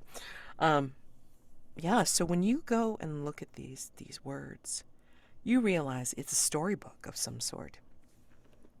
And when you flip through it, you notice that there's some writing in the back, inside the cover, on the back page. And it looks like it says, property of Farman. Like you can't read that last bit of squiggle, but you see very clearly on the back page, property of Farman. Yeah.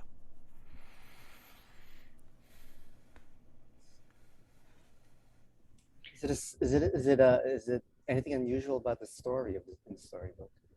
It's an Is it a anthology of stories. But what's interesting is that the stories are of witches, sorcerers, and wizards.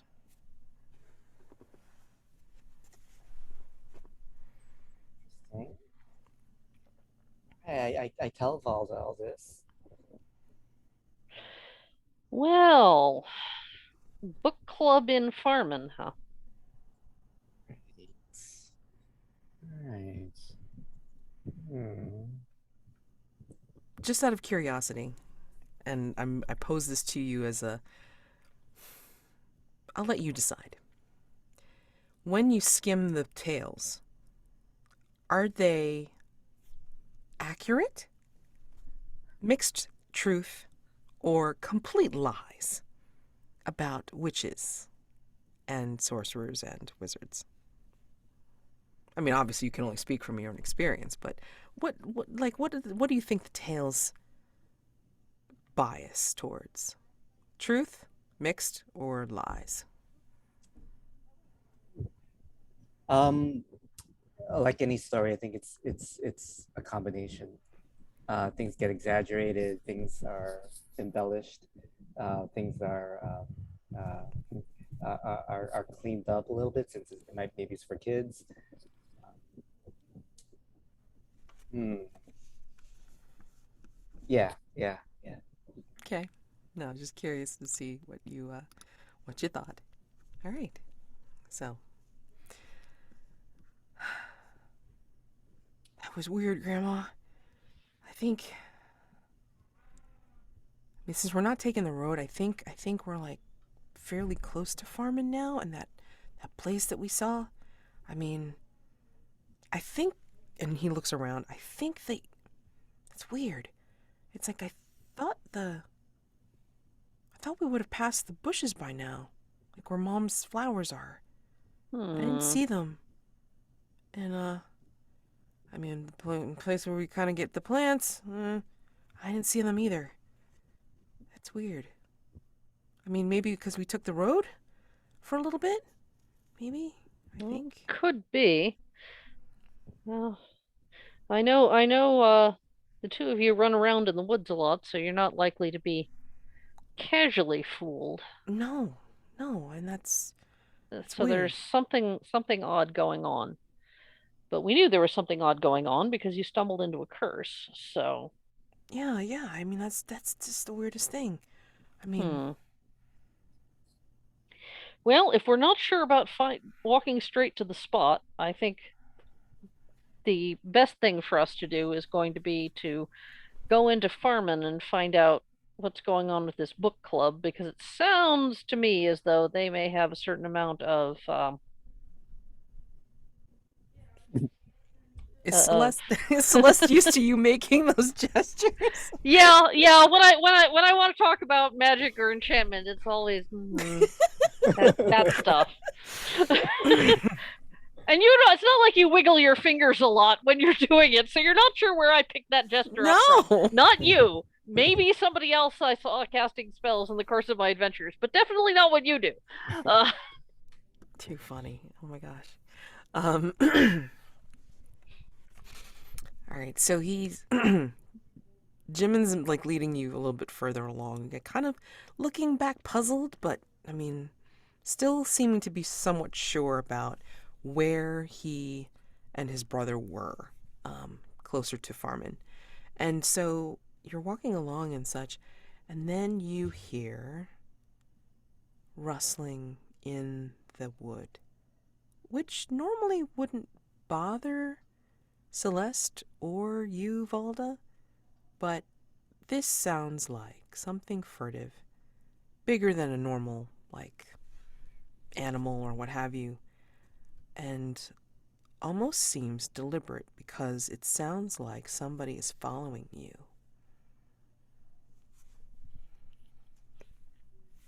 What do you do? So Celeste will get close to Valda and say, pretend you don't hear them. We can set a trap or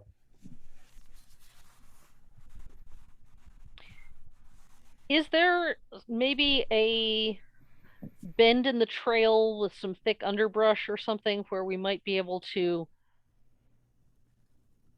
get out of sight of where we think this person might be and then be waiting for them as they try to approach cautiously? I'm gonna say yes. Okay. So, do you want to set up a trap or you just want to, like, hide? I want to set up not so much not so much a trap or ambush as just sneak, sneak, sneak, spin around and be waiting at the clump of bushes I expect them to come out in, sword out. Gotcha. I, Like, I, I beg your pardon. could we like if you want you can do the hiding and then me and Jimin will continue on, Okay. so that when you come out, he'll be between us. Okay, that makes sense. Yeah, Okay, cool. I'll slip off to one side and try to get behind whoever this is, and then you keep nattering on down the trail. Okay. Um, so while Celeste and Jimin are doing this, like kind of creating like I guess a decoy or whatever, um, Valda, give me hustle for a roll, like to see how This quick. time it was a 2. My God, what Go away. what is going on with your dice? Oh I my don't know. goodness! They're annoyed because I haven't been using physical dice for a while. I've been Yeah. using the die roller on Roll20, and so my dice are jealous. Oh no. You know what? Hold on a second. Let me see if I can pull up something because it's like, um, no, that's silly. That was ridiculous.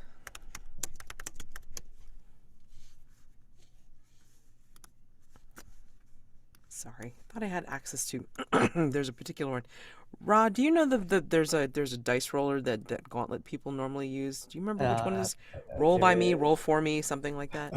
Roll with me, Oh, is it? Okay, hold on. maybe. I Just can't for remember. funsies. I mean, I mean, I never can remember. There's usually like a ton of them. Dice roller.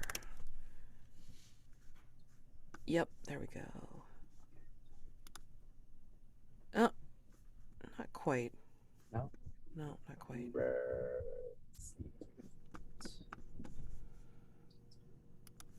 Although, I wonder if Dice Squared has one. There's actually a dice roller built into Google. I did not realize that. Oh, okay. Well, I mean, like, try, just for funsies, try using that. I'm just curious to see Okay. what it'll do. What is it? It's a 1. Damn, girl! Boy. What the fringe? Okay, it is not with you tonight. It The is not force is with not me with you tonight. tonight. Okay, great. This is like the day that my dwarf Thorfinn Thorvaldsson became Thorfinn Thorvaldsson the Irritable. I have never rolled so many crit fails in my life. Okay, then. All right. So, mm, mm, mm, mm. Yeah. Valda is worried about her grandsons and not having a good day, I guess. No, and absolutely not. Oh my gosh. Except for those bandits. Yes. Back them But around. I guess this means you're not as terrible as a grandmother as she thought because you're like very worried about your grandkids. So that's awesome. However, not awesome for you with the hustling and trying to get behind this person. So, you're preoccupied. You're not like really thinking about it, and I'm going to say because of that fail that you are essentially well, let me ask you something. And I'm asking both of you. What do you think is going wrong? In general, or the Well, because of situation? the miss. Yeah, That I'm failing so badly. yeah. Like, what do you think Um, is gonna go wrong? okay.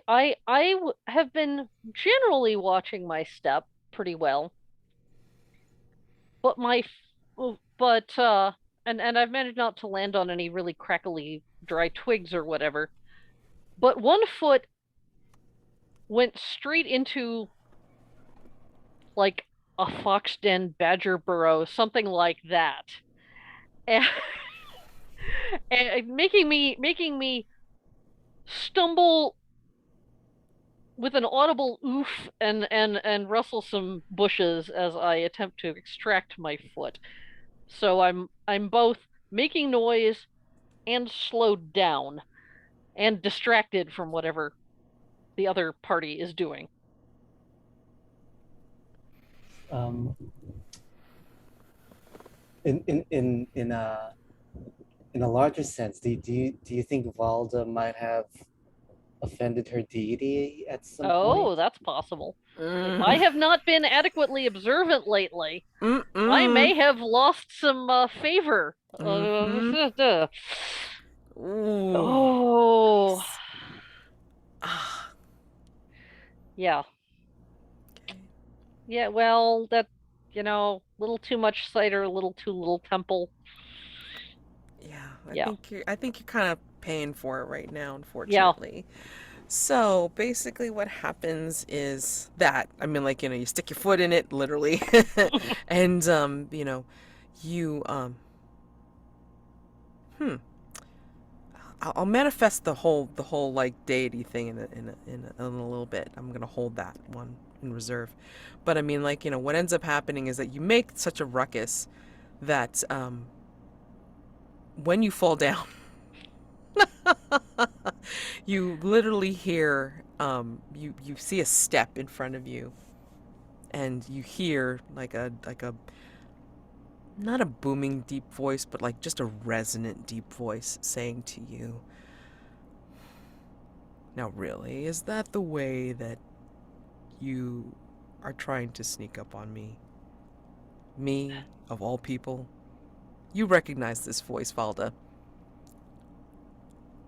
It is the voice of someone in your adventuring past. Maybe you might have had a little dalliance with. Um, you look up, you slowly look up, and you see the wiry, lanky figure of this rogue that you knew. He's a little shorter than you, but he still has that clever grin on his face. His arms are like akimbo, looking at you and shaking his head like, you still can't get that stealth thing down, can you? And Well, he offers a hand to help you up. I reach up and take his hand and let him let him help me up.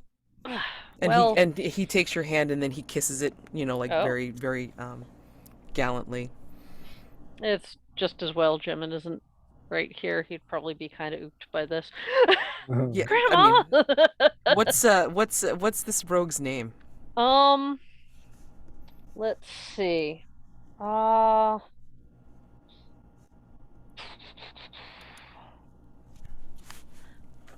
Zamian. Zamian? Zamian the rogue. All right, great. What are you doing trying to follow me? What are you trying to follow me? I'm on. I didn't even know you were in the area. Well, I mean, the last time I was here, you kind of told me to stay away. Well, it's been a while, and You still married to that oaf? he passed some years ago. Oh, and he gets a very contrite look on his face. I am so sorry. It's all right. Did he did he go in battle? No, no. Oh, Fever. oh, the worst. Yeah. I, I wasn't following you. I mean, I was on the trail of some. There was these. There was these oldsters that had come through here from farming, and then I needed to see what they were about because this seemed too far from their village edge, and there's really nothing here to do. Well, I think they're up to something because my grandsons got cursed in these woods. And that's why Celeste, you remember Celeste? Wait, the The baby witch. eater? It's not for a long time. She's better now. Okay. I mean, I was gonna say, I mean, like, Oh well, yeah, no, wouldn't your, if she was still doing that, no, we would not be friends. But well, I kept he's oh, pointing up at yeah. the sky and goes Oh, yeah. wouldn't your He deity have a problem with it? yes, if she had not reformed, I would be obliged to smite. But people have to have a chance to genuinely reform. Oh, and he he puts his arms akimbo again and goes, "Really? You, you, and then he starts going on this little tirade that you've heard before about, so you give the witch a break, but you give me a hard time after all that I've done for you and cleaning up after your mess, and you, who was the one that cleaned up that blood after you decimated that cave? You did clean up the blood. I seem to recall you also enlisted the assistance of that very pretty chambermaid back at the inn to help you clean up afterwards. She didn't mean anything to me. She was a diversion. Besides, somebody was involved at the time with somebody else. Well, granted. We're probably talking loudly enough that the other two have heard and possibly come back this direction. I was gonna say, like, did Celeste bring Jimin back? I don't want to leave him alone. And so if Jimin is hearing this, he's probably Celeste, I mean, Miss Celeste. What are they talking about? Who's that? Oh, if it's who I think it is, it's a friend of your grandmother's. Really? They sound like they're arguing. Sometimes friends do that. Do you argue with Grandma? All the time. Oh, okay. All right. I mean, I guess because I have a built-in friend with Timken. I mean, like, it doesn't really matter for us. We kind of fight, but we don't really fight. And yeah. Well, don't you worry. We'll your grandmother and I will help both you and Timken. No, I know. I mean, like, Grandma's awesome. I mean, she helps us out and she teaches us some stuff and sometimes it comes in handy. You know, Mom used to tell us how she would head out and do some adventuring and get some treasures so this way they could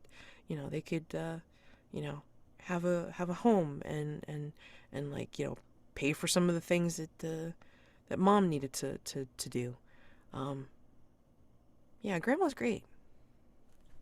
This is the first time Celeste is realizing that Valda, not having her own family, Celeste, that Valda had, helped other people, and what that might be like to have like that kind of network. So she, kind of just nods. And he's like continually like scratching at the like, I mean, it's really like bushy dents and stuff. He's like scratching. Oh man, this really hurts. Oh gosh. And I can't even get at it. That's the worst part. I can't feel skin. It's just this stuff, whatever it is. Ugh.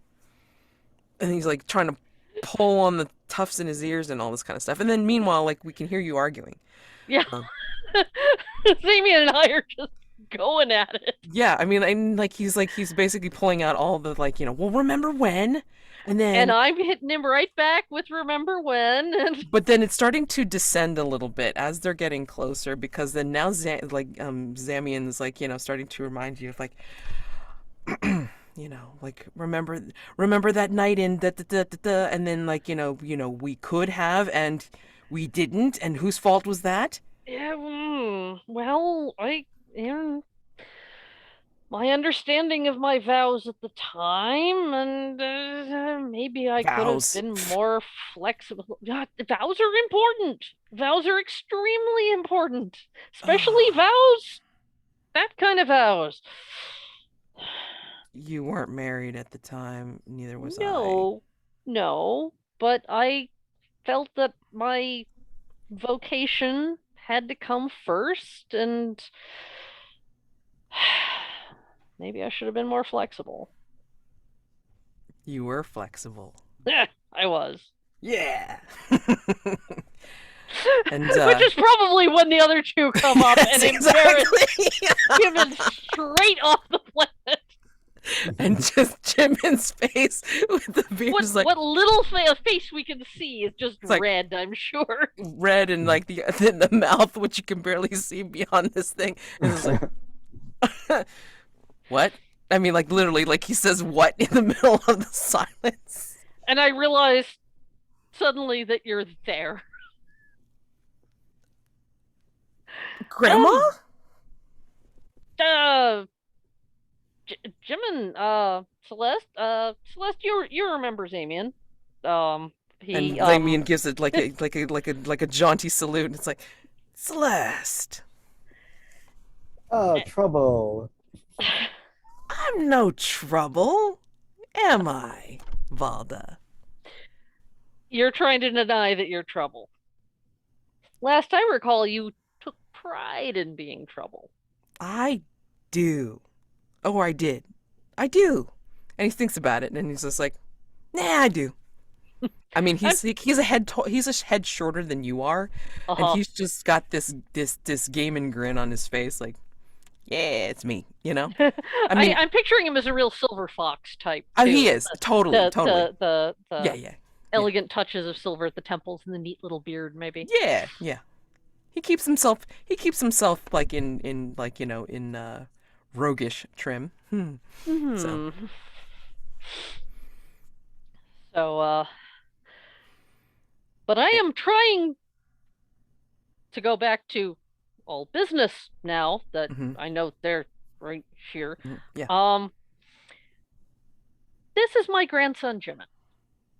He and his twin brother Timmick are 10 years old. What? It's a curse. Oh, I'm so sorry, son. We're gonna fix it, but we need to figure it out. And given that it happened in these woods near Farman, and we've been hearing about these shady biddies from Farman, Hmm. thought Interesting. we'd see if there was a connection there. Biddies, you say, in Yeah, farming? Huh. old ladies. I say as if I wasn't one myself. Like it's like you never think of yourself as like whatever age you are until it's Right. like pointed out to you by somebody else. Um, he kind of has a puzzled furrow in his brow, and he's like, I mean, I heard of something going on in Farman, but every single time that I'm trying to remember these biddies, as you say, I cannot recall.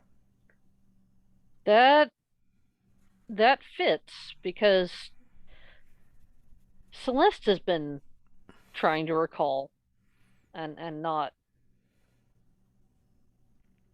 So I think they're playing games. Hmm. Oh, I grabbed the book Mm-hmm. and I take it out and ow, it's not smudged. And I put it on a stump or something, and I open to Okay. the back inner back cover, Mm-hmm. and I look at the thing. It's not smudged. I just can't read it, and I'm gonna try to try to figure out that last word, Mm-hmm. um, and break through this mental fog, whatever they're. Okay. It was like the property of Farman something, right? Right. Right. Right. Mm-hmm. Right. So I'm gonna try to make the make my eyes see what's there. Okay. Would that be stories or something else? I'm gonna say in this case, because you're of the proximity of Farman and because you're trying very hard, I'm gonna say this is gonna require grit. I know that seems Ooh. unfair, but it's gonna require No, grit that's because fine. you're also trying to fight against that condition that you have, which is the hazy memory. Oh, true. Okay. Okay. Yeah. All right. Let's see. Let's see. Ha ha ha. Five. That's with the minus Nice. one. Yeah. One. Nice, nice, nice. So you succeed, and then like you can see in your mind's eye as you're trying to break through the words and this block that's been placed there, you can see your hand going over the word that you cannot read and going deep into the word, deep diving, and then you're almost like taking this this quick camera pan, like, like in high speed, like, going through the forest and making it into farming. And then you ended up in a building, and then like you see all these different books and everything like that. And then you see some like, three shadowy figures, and they look old. And then you get kicked out of your vision in back into yourself with a visible like kickback. You bump literally into Jimin and Zamian. Whoa, whoa, whoa, whoa, whoa, whoa, whoa, what was that? Are you okay, Celeste? That was unfair. It's 3 against 1. I did I get any idea what that word was? Mm-hmm. I mean, Okay. basically, as you were zipping past, like, like in this vision, Yeah. you could see a wood burned sign outside of this building with all of the books. And it said, Farmin Library. Librarians, and I lift my fist into the air. All right. Well, now we know where to go. Mm-hmm. Yep. So, I'm gonna ask before you do that. Are you two going to make a plan with Zamian and Jimin? Or are you going to figure out a way to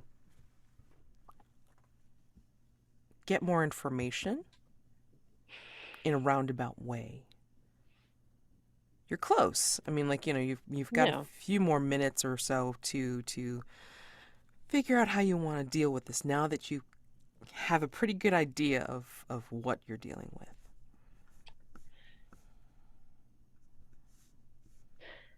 Let me see.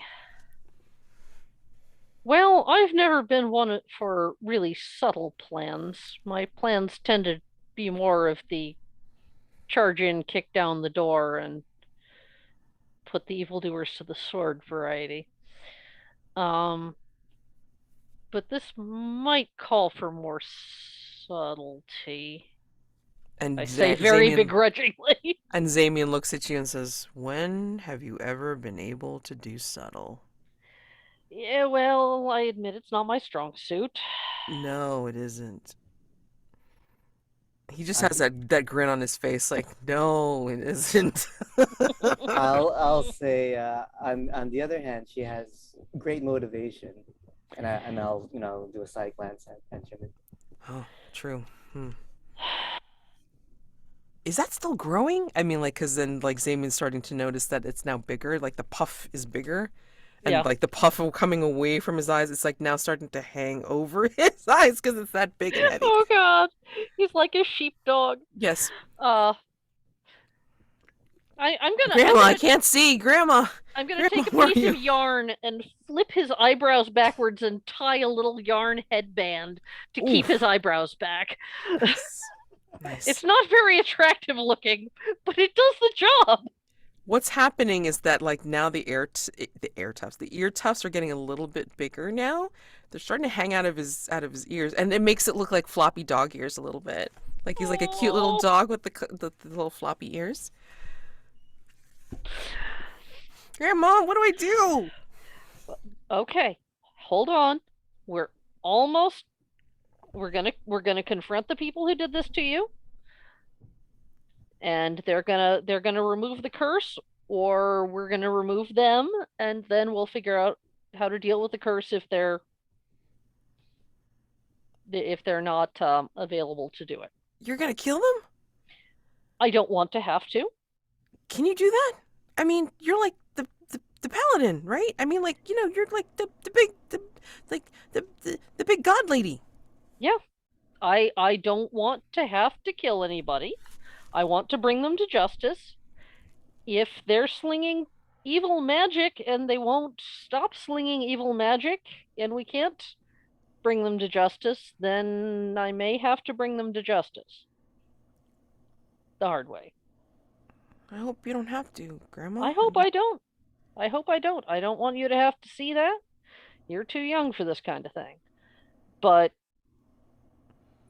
one way or another, we'll fix this. Zamian will look to you, Valda, and say, "Huh, you got soft." And it's I not did not.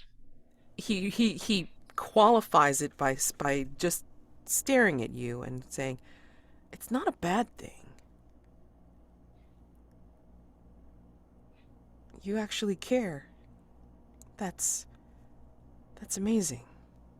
And then he'll look over at the kid and just go, "Ooh, son, you look like a dog that's gone through dress up. Let me help you." And then he pulls out like some dark rags from his pocket, and then he'll like tie it up, in like a tight knot, and then pull it down so this way the loose back part is like hanging down his back. But now like the eyebrows are up, and then the hair and the tufts of ears have been hidden away behind this scarf. And then he removes like your scarf thingy, and then goes, "Where did this come from?" My knitting bag. "Knitting." And again, he's just like, "This seems new. Okay." And he hands it back over to you. I stuff it back in the bag slightly. And Zamian will turn to you, Celeste, and go, "She always been like this." I'll just like roll my eyes and not answer. Goodness. All right. Well, I mean, I'm amazed, and I will help you help your grandson. Thank you. Hopefully we can. I mean, I don't know what's going on. You said, and then like he turns to you again, Celeste, and says, "You saw 3 ladies at this place in Farman?" Yes, I Hmm. did. But What sort of place? It's not some sort of dark cult temple or something, is it? who has a library? So who knows what terrible plan they're launching. Mm-hmm. Hmm. Yeah. Okay. All right. Well, let's go ahead and... Wait. Do you have a plan for getting in there?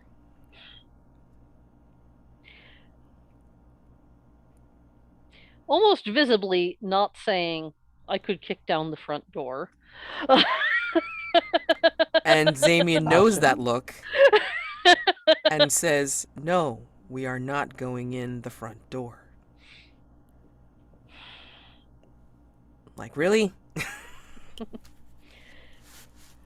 It's a library. It's not a fort. I mean, If they're dealing with magic, I mean, Celeste, do you know, spells that, that would prevent entry or wards or shields or something? I mean, I don't know how fortified this place could be magically. I mean, just because it doesn't look like it's a stronghold doesn't mean it's not a stronghold. When did we learn that, Valda? was that tower down on Mm, the coast? mm, Yes, yes. mm, In mm. that storm. You said it won't be a problem. Look, double doors. I'll go through, I'll bust through, and then we'll go grab the wizard and we'll find. Who had to get you rescued from that tower before you got dropped from the top? That was you. Yes, that was you. I remember. Do you? Because you just sounded like you forgot. And he's just getting a little indignant. And then while this is going on, it's like Jimin will kind of like, talk over your shoulder, Celeste, and say, "Are you sure that they're friends? Doesn't sound like it again. It really doesn't."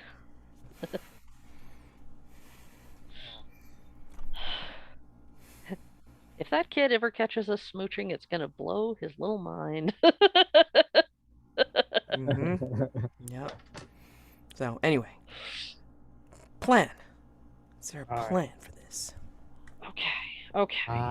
I can go in the front door, and you can go in the back door. Interesting plan. Did you Okay. see? and Zamian will seriously ask you, Celeste, do you remember if this place had more than one floor? Was it, Uh, and I mean, like you tell basically, if you tell me what you think you saw, then I will make allowances for it, because Zamian will be thinking about these plans. Go ahead. Um, do you remember if there was like one or two floors for this? there were there were 2 floors, but now that I think of it, there was no entry visible from the first floor into the second floor. Hmm. Mm. Hmm.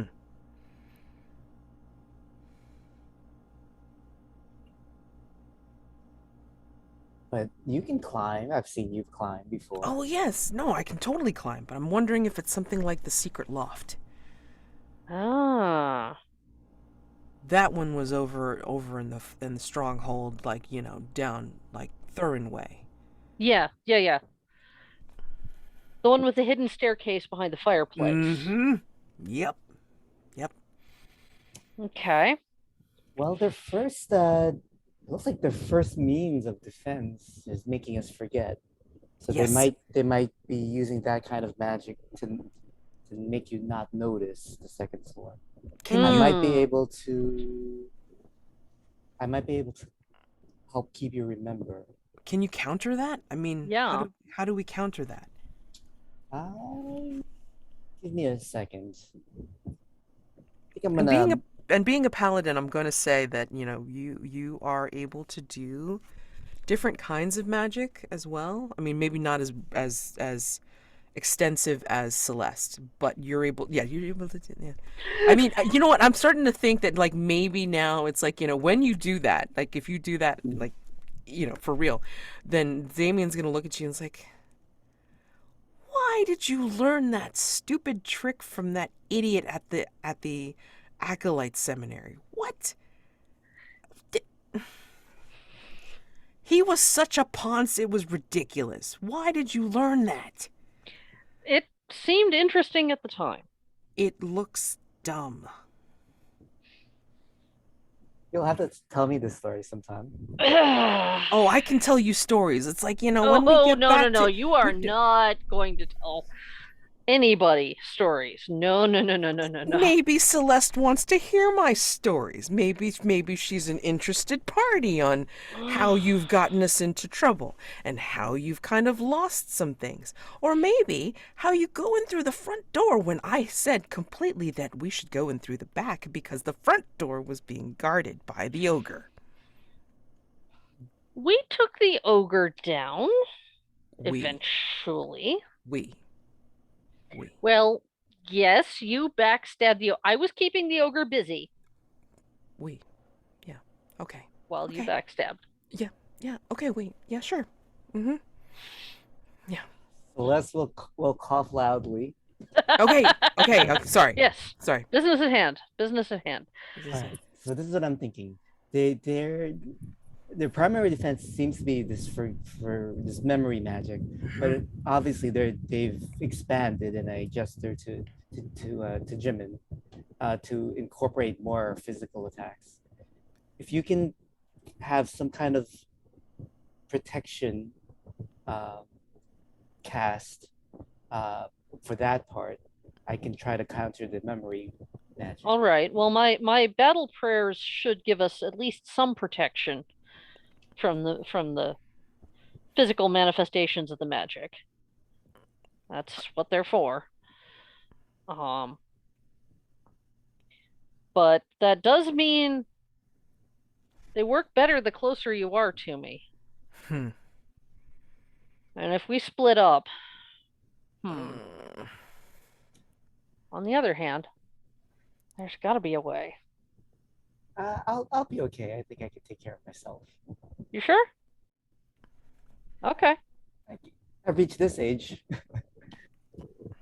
As have We've you. all reached this age. Yeah.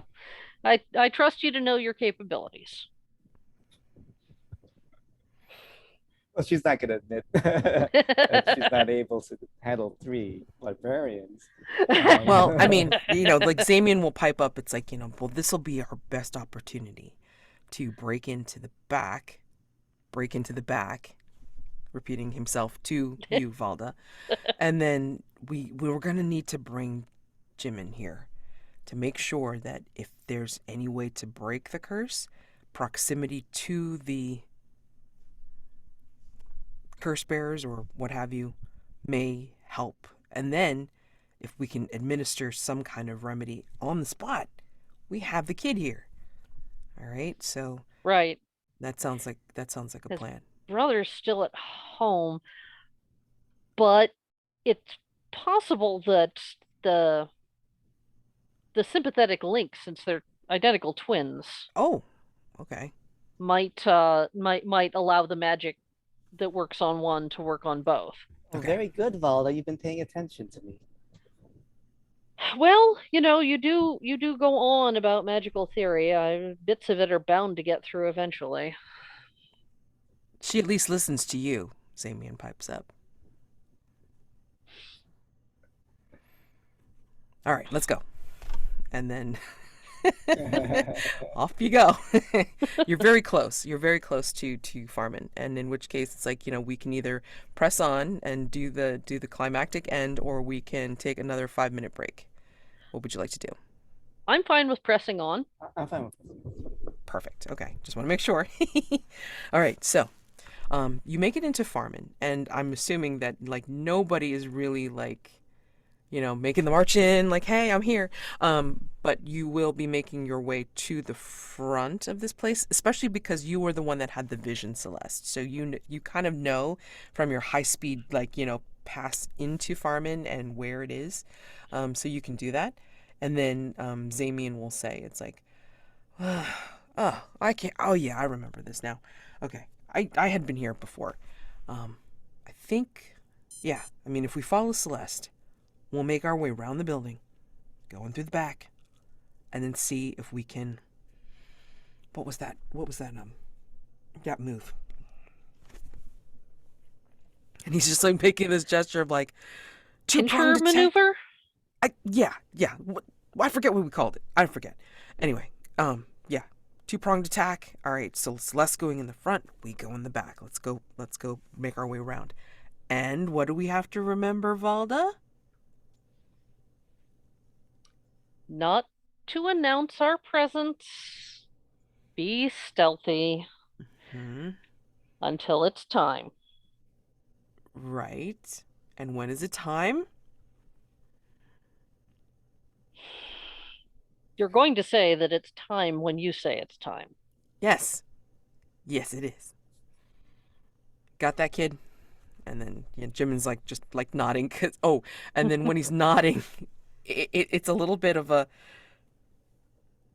humorous thing, because unfortunately that rag that's like kind of keeping the eyebrows like from falling into his face, you can see the bulge of the eyebrows like literally underneath the rag. Bobbing when Poor he kid.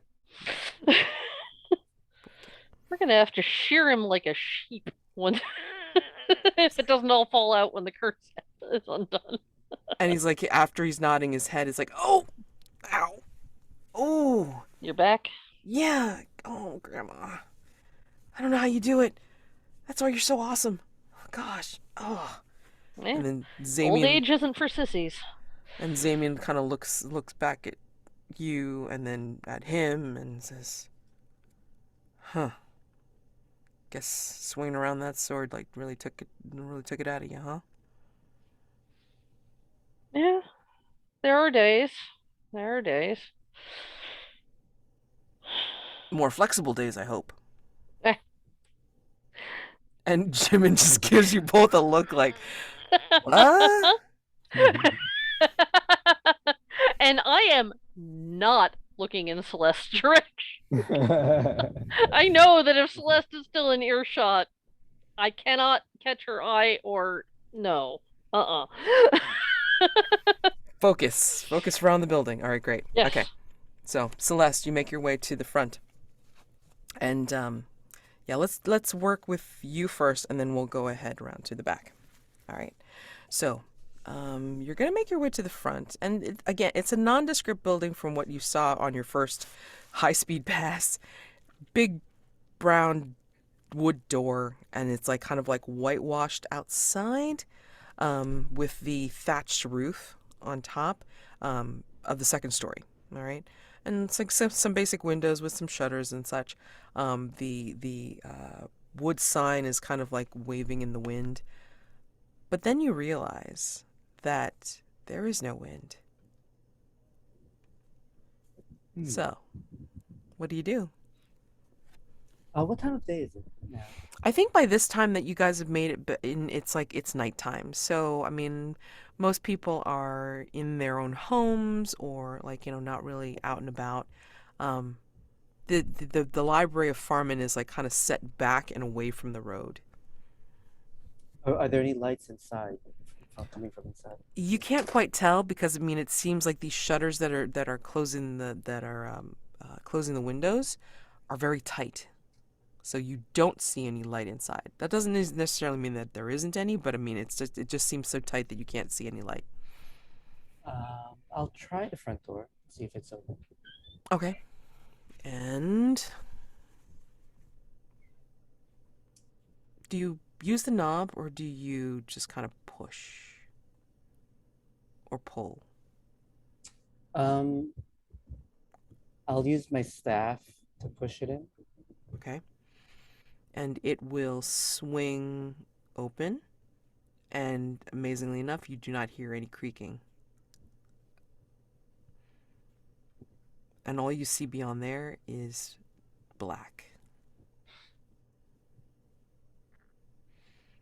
So I'm Cut to the gonna. back. Hold on. Cut to the back. All right, so, um, Valda, you are Yeah. back there with Zamian and Jimin. Okay. So what sort of back door does this place have? It looks like amazingly like the front. I mean, like it's not like they would need anything extra because I mean, what are they moving? They're moving books. Right. They're If that, not bringing cargo in large no, quantities. no. Okay. So I'm sort of putting my back to the wall next to the door Hmm. and nodding at Zamian because opening doors is the rogue's job if we're not kicking it down spectacularly. Sure, sure. Actually, what he's doing is he's looking at the door, like, hmm. Looks at the knob. Hmm. What is it? Looks at the ground by the door. Hmm. And what he does, he tries a certain thing where it's very strange. He flicks a knife down onto the lintel, whatever the heck the threshold is of the door, and then he flicks at the knob and then knocks on the top of the door. And no sound comes out whatsoever, and the door will swing open. Ah, haven't tried that one since Thrum. Huh? Interesting. Yeah. You haven't lost your touch. No, I haven't. And he's giving you that grin. That grin gets me in trouble. Mm-hmm. Yep. And he knows it. He knows it too.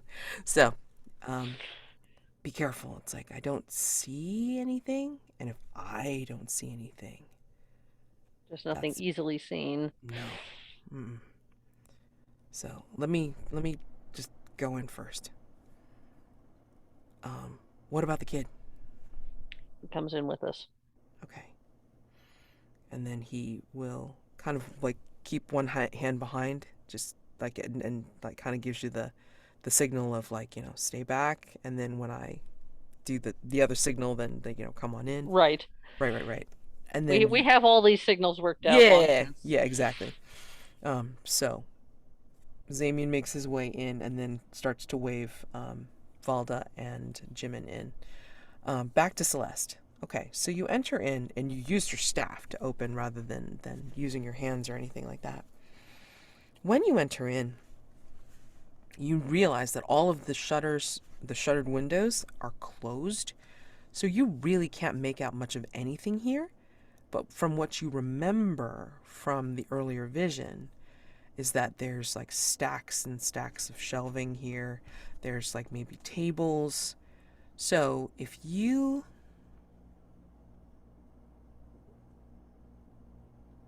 yeah, I'm just gonna let it slide. I mean, so basically you make your way in. Oh, I mean, I can I just say I cast a spell Yeah, sure, if you want. Yeah. I pull out like that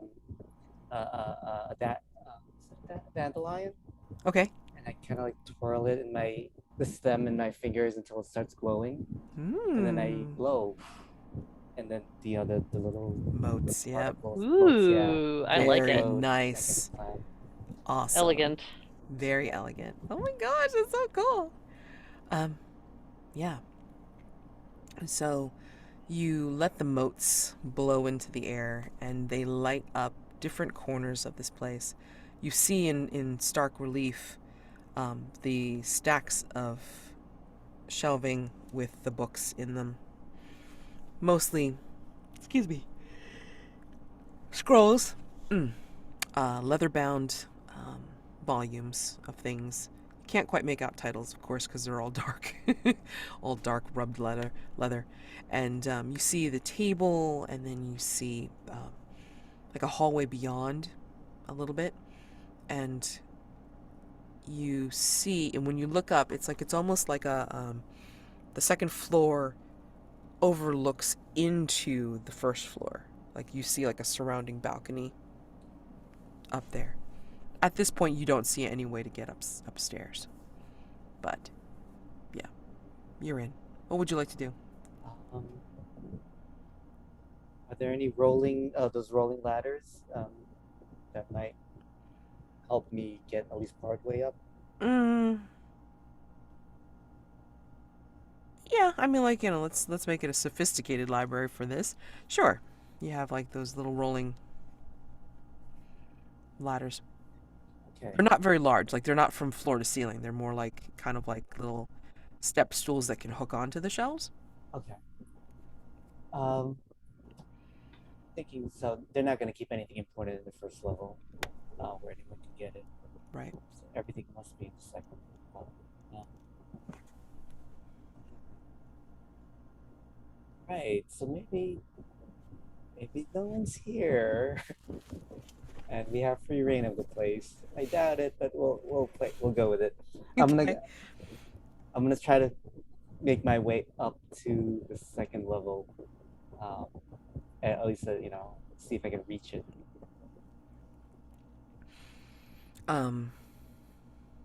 Are you going to use magic, or are you going to try to look for a staircase, ladder, something? Will a ladder let me get access to it, or is it kind No, of these fall are kind of short? like hooked into like the shelving a little bit, you know? Okay. I'll maybe a little less elegant. I'll just put a chair on top of a table and then try to stack. If I need to stack books or whatever, Okay. I'll try to do that. Oh my gosh. Because what could go wrong? Remember your Oh, bad hip. Remember your bad hip. yeah. I'm gonna say, you know what? I'm gonna make you roll for this because I mean, like, you're doing something kind of risky because it's like it may not be made for this kind of configuration, and you don't know the tensile strength of this table and all this other stuff. I'm gonna say use grit. Okay. All right. This We can could do not this. possibly go spectacularly wrong. 2. Two. She says, "Oh my God." Wait. The dice are really yeah. Friends. Yeah.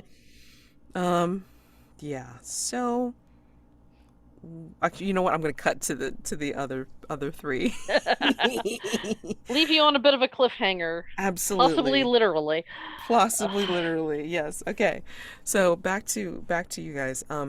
Yeah, you make it inside and again, you don't see much of anything because the shuttered windows are shuttered and it's nighttime and it's like it's almost pitch black, really.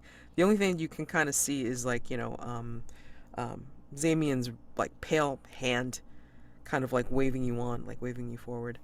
Um, and with the hand signal on that particular hand of like when to stop, when to come, that sort of thing. And then he has you stop, and then he will kind of like come back a little bit, where his mhm. face peers out from the darkness and goes, "Can't see anything. And if I can't see anything, then you definitely can't. What do Not you a want me to thing. do?" We may have to risk a light, make a distraction. I don't want to we definitely don't want to set a fire in a building full of paper. What happened to Uh, that light spell that you had so long oh, ago? I haven't been using it lately. That's what happened to it. No, but I can still do it. So I pray briefly, and I'm really hoping he's gonna not ding me for having neglected certain aspects of my hmm, vocation. Uh and I'm gonna say I want you to roll okay. with stories Oh good. because your god's kind of like probably like, wait, who's dinging me down there? Who's pinging me? Oh, that one. Wait, I haven't seen her in how long? How long has that been? Okay, well that's two. It could have been worse. Mm, yay, yay. Okay, so how does this, or okay, I'm gonna pose the question again. How does this light spell go wrong? Especially knowing that your deity is kind of like, where's that ping coming from? Oh, that one. Haven't seen her in a while. Hmm.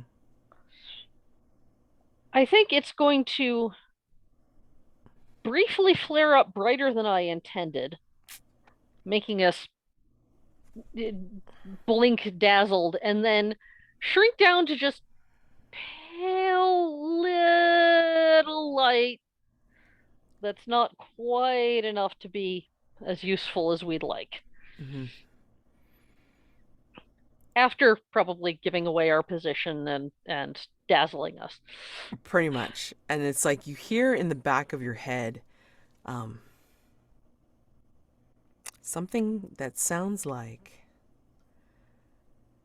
Hold on, let me think about this a second because it's like I want it to be clever but not too clever.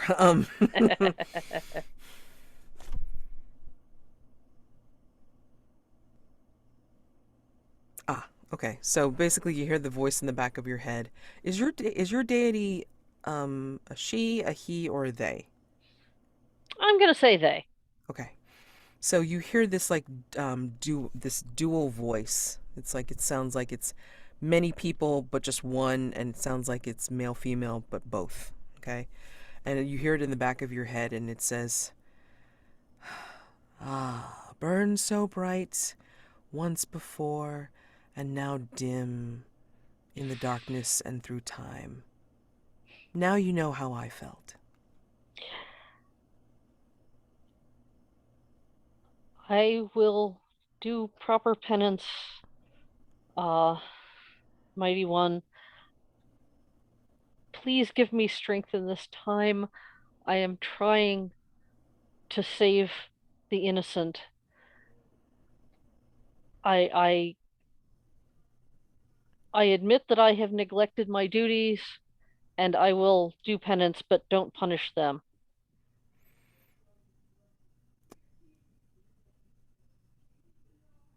The Just for funsies, because I'm gonna get you to hold this role if you do well. Roll with guts. 6. Nice. All right. The voice in the back of your head whispers, and you feel the smile. Your prayers have been heard. Save the innocent. And you feel a strength flooding through you, and the light that you had that was dim before is now shining brightly as a challenge. Zamian is just like kind of looking in wonder and awe, and Jimin is behind him and seeing the same thing. So, with the stars in their eyes, we're going to cut back to Celeste. Celeste. Oh dear. Goodness. How can this go wrong? Are you I asking mean, me? we got the obvious. We got the obvious. This is the configuration that will just tumble on down, and you along with it. But we can make it worse if we want, because if I recall correctly, you got a 1.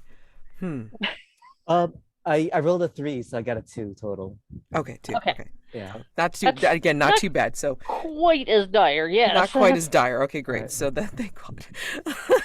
I love how we have the serious drama and the comedy going on at the same time here. Oh, yes. No. Like, for me, you can always depend on that. So, where do you think your power comes from? Is this personal energy, or do you have any kind of entities that patronize you? What do you think, Celeste? Question. I think the start is personal energy, Okay. but then the greater power maybe comes from nature. Okay, great. Yeah. Great nature as a whole. Wonderful. Okay, so when you're doing this, the configuration, are you trying to enhance it with magic in any way, or this is just you physically trying to put things together to get yourself up further? I want to know. I think she has a higher estimation of her engineering skills than she and building skills than she actually does. So I think she tried to do it without magic. Oh man. Okay. So how this goes wrong, and I think we know, is that it comes tumbling down because Celeste had a miscalculation. Oh Right. boy. Oh boy. And then with a clatter and a clutter, basically the things fall down off of the table, off to the side, what have you. I mean, from where you, like Valda and Zamian and Jimin are, you can totally hear this. So she's created your distraction. Oh, good. Well, She's created your distraction. gonna Oops. move forward. Yes, exactly. So, And I'm shining bright and looking for either people or a way to go upward. you see illuminated by your special divine light. You see, Oh, seriously. I mean, like it is literally creating the highlighting the near invisible stare that you would not have noticed in the dark. It's kind of like that business with in Indiana Jones and the Holy Grail, where like he had to do oh the yeah, rocks to be able to see what was a natural formation, you right. know. So this kind of thing too, but this is in wood. Yeah. Mm. So your light is able to shine it just right to be able to see the seaming of the stair in the wall. It's like, Okay. Well, I'm mm-hmm. heading upward and assuming that Zamian and Jimin will follow and hoping that Celeste did that, whatever that was, on purpose and is okay, I hope. So what happens is it's like, as you come down with a clatter, and it's like, I'm going to say Celeste, it's like, I'm not going to make you roll or worry about an injury. I mean, it's just like the embarrassment alone. I'm so sorry. From the balcony that is like overlooking into the library proper, you see 3 figures, one on each of the sides. And they're looking down at you from, the moats that you had spread out amongst the ceiling and such, you can sort of see three old faces, just like, your own, around the same age. One of them's short and plump, the other one is tall and skinny, and then there's one that is very curvy of figure. But you can tell that they're all about like the same age, like your age. And they talk in what's the word, tandem, I think, or like, Can you kind speak of it? Oh, One the at a word that comes time. to the phrase that comes to mind is Huey, Dewey, and Louie dialogue, but which is apparently what they called it when they split up lines on Charlie's Angels, interesting. where they Okay. where they'd finish each other's sentences. Yeah, exactly. So that's kind of like how it works. Like the three witches at the bubbling cauldron, whatever. I mean, like it's Right. that kind of thing. It's like, what do you do here, witch? I'll say, I'm here to return a book, and I wave the storybook at them. Ah, you found it. Are you joining us here? Say, well, perhaps you can tell me how one becomes a member of this library. Ah, we are the keepers of the stories.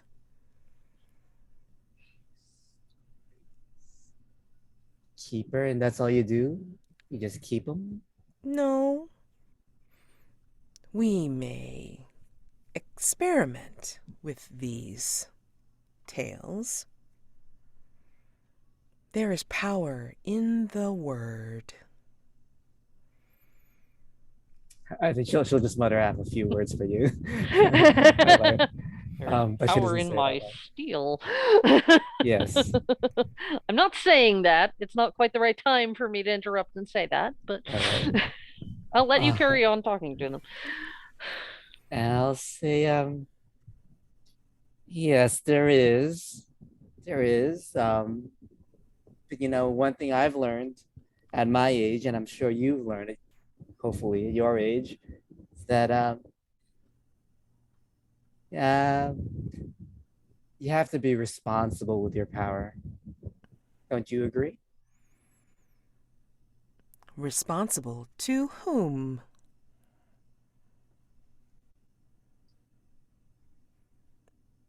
Well, first of all, you live in a village. There are other people here. Outside that is the forest. So there's the plants and the animals. And beyond that, the world. What do you do with those that harm nature or are a burden on its gifts? I found that nature is pretty good at protecting itself, but if it needs aid, I'm always there to help, lend a helping hand. So do we. There are those that will grasp and harvest when there is no need to, and therefore we take it upon ourselves to show them what it's like to be harvested too soon. I see. So, well, I've found out that there are different ways to teach people. Sometimes you need a harsh lesson. Sometimes just a gentle word will suffice. And it depends on the person. It requires flexibility. And then, and Celeste kind of realizes the word she said. Um, and she kind of pauses and loses her train of thought, but then goes on.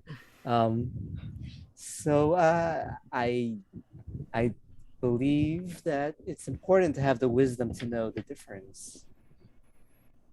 We take care of those too foolish to have such wisdom. We show them what it's like to be our age. Hurry them along to our knowledge of what this is like, so they cannot disturb nature's gifts unnecessarily.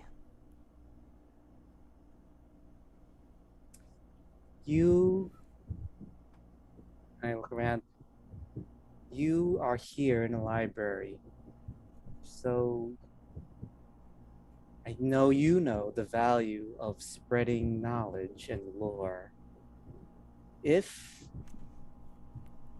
you merely dispose or help along the end of those who are foolish, they will have learned nothing. Perhaps in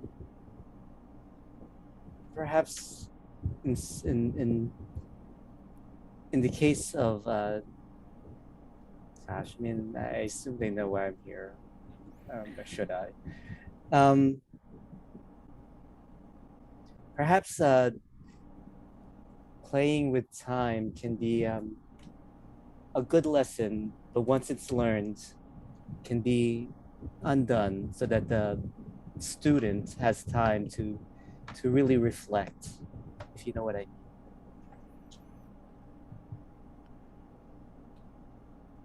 So you are saying that our experiment is to be discontinued?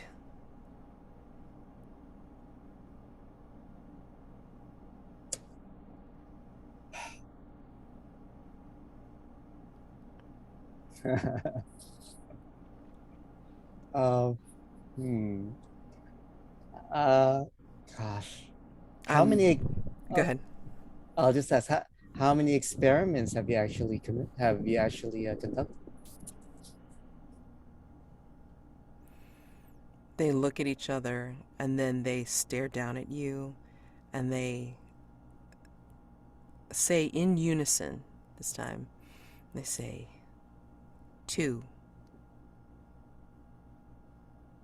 Then yes, I ask that it be discontinued. Cut over to Valda and Zamian and Jimin. I would imagine by this time that you've found the staircase and you've made your way up to that second floor.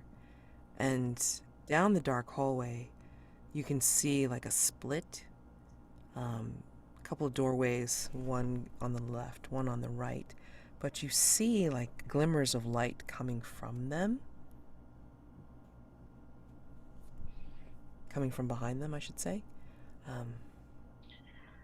Can we hear that there's talking going on? Yes. Have we been able to hear the substance or just that there are voices? You can hear that there are voices, but as you get closer and are able to see the light, which is helping you guide your way faster, you can put your ear very near the door and then hear the tag end of the conversation where they're talking about the experiments and how many that they've started. I start to move forward, glance back at Zamian, raise my eyebrows like, now?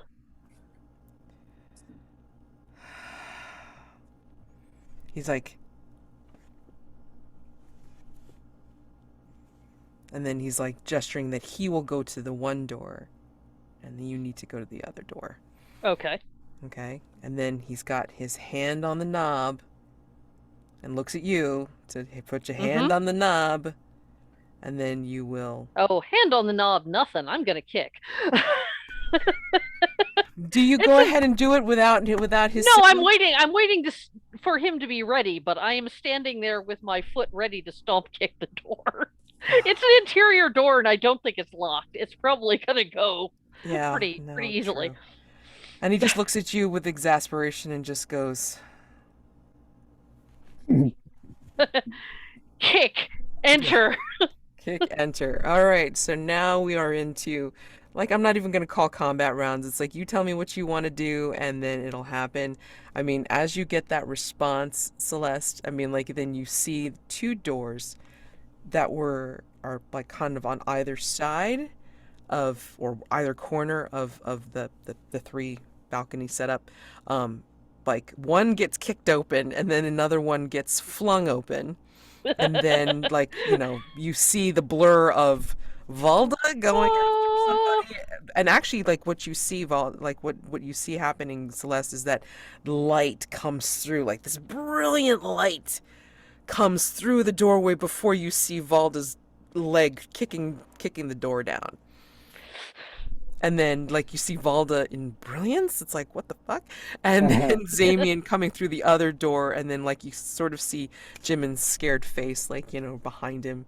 Um, and yeah, yeah. so you tell me what you want to do, and then we'll roll for it. Yep. I am not attacking immediately. I am holding the library witch in front of me at sword point, Mm-hmm. saying, one does not experiment on the innocent. If they err, one teaches them, which does not mean punishment first. It means telling them what the transgression was and giving them a chance to learn and be better in the future. Punishing without instruction does nothing. As you're saying these words, Valda, you feel the warmth, you feel the light of your deity filling you and acknowledging your words and smiling upon you. The witch in front of you, though, I mean, at sword point, I mean, like, her smile gets bigger and bigger and bigger. It's like that smile is That's creepy as hell because it is now much bigger than her face. yeah, that's not that's evil is what that is. Yeah, and she If leaps. faced with divine righteousness, you get a creepy grin of evil. You're evil. Yeah. And actually what she does is like she steps back away from the balcony and then kind of like pushes herself off, but she doesn't fall. She will float. And then she will kind of like, come to an upright position floating above the first floor and just looks at you. Do not think that you can escape my wrath with your tricks, witch. And admittedly, floating all the way out there when I've got this sword is not the best position for me to be in a fight. On Hmm. the other hand, I have a witch ally down there, and I have a guy who's really good at throwing knives over there. Hmm. Okay. So, okay, so Celeste, what would you like to do seeing like, well, I mean, like, you can act while she's making the speech. So, you Uh, see like you see two witches on the other like on either side um from the one that Valda's dealing with. So, like, one like maybe on your left and then the other one on your right. The door that Zamian burst out of is actually like, towards your left, so maybe he can deal with that one. So if you want to concentrate on the one on your right, that's fine. well, the one on my right, what is she doing? She's the curvy one, and then she's basically first she was like, doing the voice thing, da da da da, and then she comes out like, in a gesture of surprise, and then looks down at you and hisses. And then she starts making these gesticulations, like as if she's writing words in the air. Right.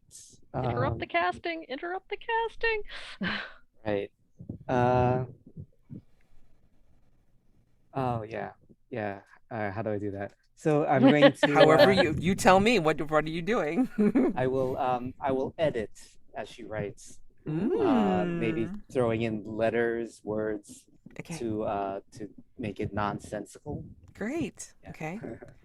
So, um, now I'm going to ask you to roll with hustle because you are trying to be extremely quick with this now because you have to interrupt her. um, I have 3 dice. Which one should I? I Right. don't know which one's giving you the good one. It's yeah, okay. Right, let's see. A 5 total. Yes. Okay, great. So you succeed, and you can literally see, like, you still have the dandelion motes, like, in the air, and they're just like keeping some kind of like dim crystalline light, like, illuminating the place, aside from Valda like just being brilliant.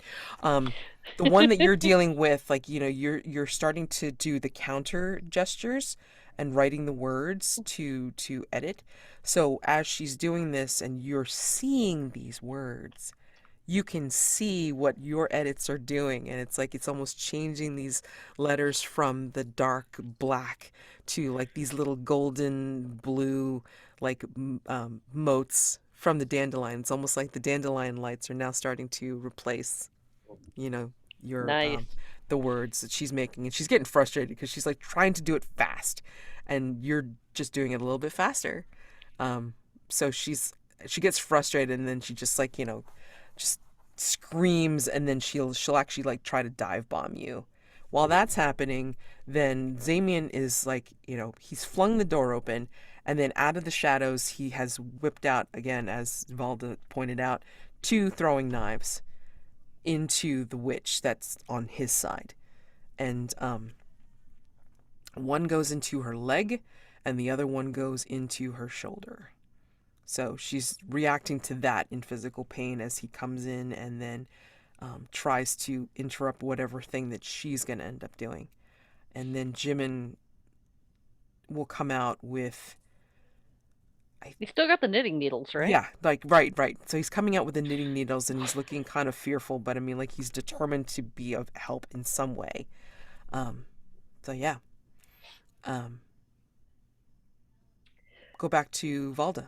Okay, so she's floating out over empty space, right? Mm-hmm. Off the balcony. Yep. Mm-hmm. This is nuts, but it's a bold, brave paladin gonna trust my deity to back my play kind of move. And I am going to make a mighty leap from the balcony myself, despite not being able to fly, and try to bring the sword down on her in flight and hope the boss decides to slow my fall a little. Uh, Oh God, guts for sure, for sure, for sure, for sure. Please be kind. Please be What do you kind. think? Okay, go ahead. We know. It's a 4. Okay, all right. No, no, no. It's good. It's good. It's good. It's just gonna be Not costly. uncomplicated good. It's gonna Yes. be complicated, costly, whatever. Okay, so Yes. you do this. You, like, I mean, whether you bring it in as a slash or maybe you have it in both hands and then the point is driving through. I'm picturing just a downward cleave Yeah. Okay. Great. Great. straight through. Um, yeah, I think you're fast because your deity is driving you on and you've got the motivation of the spirit and such. And so I think it's a little bit too fast for this witch who is not expecting you to do that, like to take the leap of faith, literally. And so it's like, the look of surprise as your point drives into whatever body part, whatever. And then she's just like, and then you see like black wisps of words like starting to drift Oh from her boy. eyes and her fingertips, and then from the wound that you've given, and then she bursts open and then turns into this gigantic word that you cannot read. And Okay. her body splits and then drops to the floor in front of Celeste. And how am I doing on that whole falling thing? So, okay, so here's the cost. You gravity is not kind to anyone in this universe. So basically you as you get to the cleave, it's all great. It's like it's almost like, slow motion. It's brilliant. You're floating and plunk, you fall to the ground. That sort of pause when Wile E. Coyote realizes he's run off the cliff and then Mm-hmm. goes. Yep. Yeah. I'm gonna say like roll with grit. I want to see Okay. how much you can take. 3. Okay. All right. Again, Midland. You can take a lot, but it's like, you've got to stay there. You got to stay down there for a little bit because you're like Yeah, sore. You're just that like was not even not sore. You're sore. Okay. that was not good. Celeste, what I are you am doing? not 25 anymore. This like all this has happened. So like, you take out the one, well, you interrupt the one chick and she's like, um, I think I said she's leaping at you from the balcony Yes, or yeah. floating down. Right, right, right. So this is happening, and then like, in the midst of all this, it's like, something got slashed, some body Half slapped down, body, and half then body, Right, bud. Valda. Yeah, half body, Valda. Can What are I you land doing? in cool kind of superhero pose even as I'm going ow? I mean, I look like I'm in some kind of control here. Ah, ah. Celeste, You what do you guys do? fight. You've got the witch coming at you. What are you doing? Oh, so I'm gonna do something I haven't done since I was a very young witch. Oh I, dear. you know, I take the staff, put it between my knees, and like on one end, the thistles grow out, and I fly it like a broom. There's a broom now. Um, to at the last second so that she hits the ground. Nice. All right. So, oh my gosh. It's so cool. Damn. I can't do anything for that. So tell me what happens with this particular witch. You've basically you've basically counterspelled her and she got frustrated and just decided to do a really dumb play. What does it look like when she misses and you're up in the air? um, Gosh, I think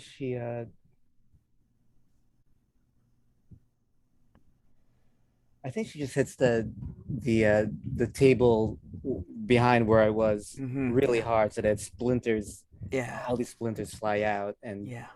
yeah. Yeah. I'd say that's for certain. And then again, body, like half body, Valda, and then there's this word that's hanging in the air, like some sort of dark, excuse me, some sort of dark entity. It's a word you can't read, or at least I don't maybe not want to yet. read it. Anyway, and then while that's going on, again, Zamian has put two knives in this woman's body, and then he's just kind of like at the ready, like to make sure that she doesn't do anything else. He doesn't really have much in terms of that because I mean he's so used to backstabbing, he's like not really sure what to do. But what she does is like she makes some gestures, and then it looks like the word is starting to move towards her. Oh, no, no, no, no, no. Uh, what can I do from here? I Ow, mean, and then ow, ow. Zamian's there. Jimin's kind of like trying to hide behind him, not trying to look obvious. Um, what do you guys do? And I'm assuming Celeste is up in the air, Yeah. so you're there and you can see this. I'll charge the third witch and just I'll do a Valda and just charge into her. With the broom. I mean, like, are you Yeah. going to try to take her out of the line of sight for the word, or are you trying to stab her with the broom, with your broom or whatever? What are No, you doing? gosh. Yeah, no, I think I'll take her out of line of sight of the word. Okay. All Yeah. right. So basically, you can sweep her off, and then like she's not there anymore. But but I want you to roll for this because if you roll badly, there will be a consequence for this. I'm gonna say hustle. You've got to be speedy with your broom.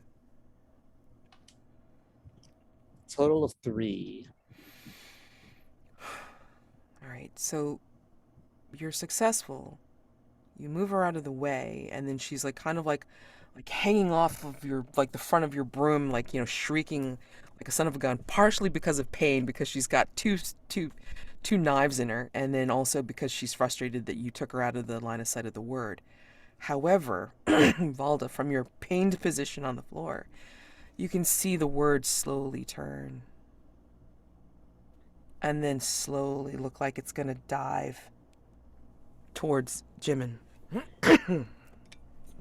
I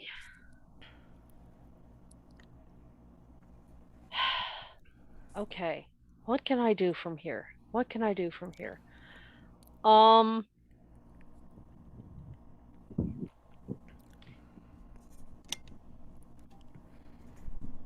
And Zamian is like, he's confused because I mean, like first he sees the witch and then like, sees Celeste sweep by and yeah, well, that, yeah. drag the witch off of the balcony. And then he's kind of like in mid turn back to Jimin, seeing this word thing. I yell, Jimin, throw the needles and run. And I am praying with every fiber of my being Mm-hmm. because I can't physically fight at this point. Yeah. Uh, and throwing every bit of divine magic I've got left in my body Mm-hmm. into those needles to imbue them with holy light Mm. as they fly toward this dark word. And I'm gonna say in this like swivelly moment or whatever, like timey wimey, like slow down moment or whatever, I'm gonna say that if you want to help Celeste, then you can. So I'm gonna say for Valda's role, it's going to be a stories because you are trying to throw everything that you are into the needles, and then for you, Celeste, it's going to be an aid roll, which will be a hustle. So we're gonna like if you roll well, like either a mixed or a well, I'm gonna give you +1 added to your roll, Valda. Okay. Okay. So both of you roll, please. 6. Oh my gosh. 2. Oh God, 3. Oof. Okay. Okay, still good. It'll succeed. It'll succeed, but there's a cost. Okay. All right. The word is turning. The the bad word. The bad word is turning towards Jimin. The needles are imbued with the power of your deity, and they are getting thrown into this word. Celeste, you are aiding by swinging around on your broom to kind of keep this word distracted so it's not going to go into Jimin, which was its intent. But as the needles are being thrown into this word cloud, I think there's a possibility of Celeste getting grazed by the needles as it goes in. So maybe not both needles, but I think one needle is going to go into Celeste, and as it's passing through this word and dissipating the word with its light. Celeste, tell me what it feels like to be struck by divine light. What does it feel like to you? Um, I think it's like um, I don't drink alcohol, but maybe taking like like a whiskey shot, but not. not down the throat. I actually wherever the needle impacts my body. Just feel that burning, uh, uh, yeah, So strength. good thing you're not an evil baby eater anymore. That's all I'm gonna Yes, say. I right, think I right. think as you're feeling this and then you're seeing just light bursting behind your eyes, I think you're you're hearing something in the back of your mind, Celeste. You're hearing something like, there may be hope for you yet. In that dual them they like voice. I'll say, well, the hope is a sister to faith. And then light just bursts into the panel of the screen, and then we epilogue. So, Yeah. this is your chance to give an epilogue about what has happened, and it doesn't matter like how much time has passed. It's like, how do we see Celeste and Valda and possibly the side characters that and your grandchildren, of course. It's like, how, like what do we see for this epilogue?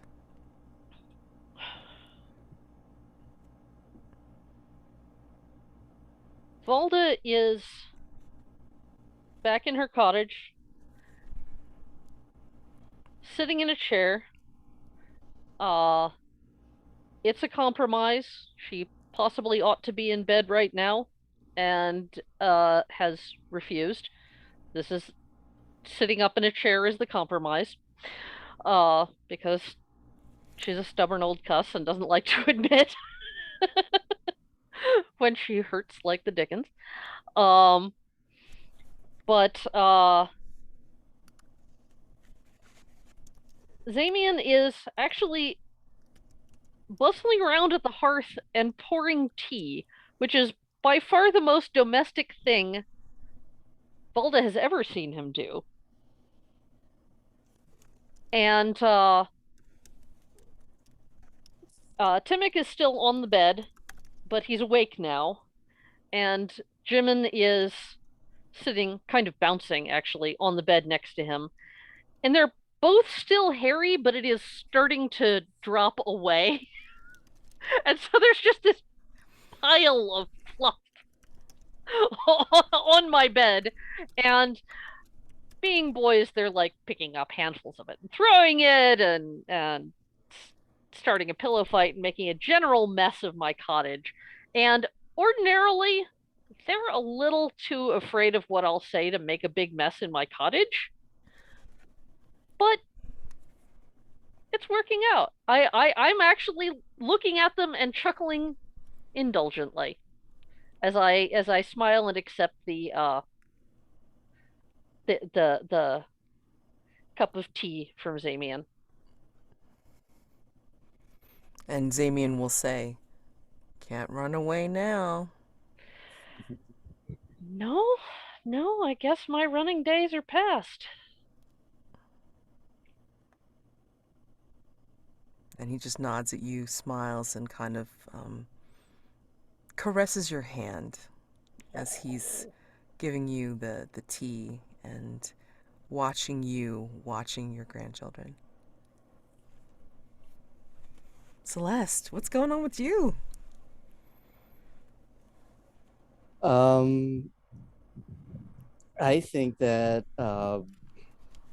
we see Celeste in her workplace, and there are several cauldrons of different sizes, and there are the girls from the village that she's instructing, go do this, make the fire hotter, blah blah blah, add this, and on one table you see more of those the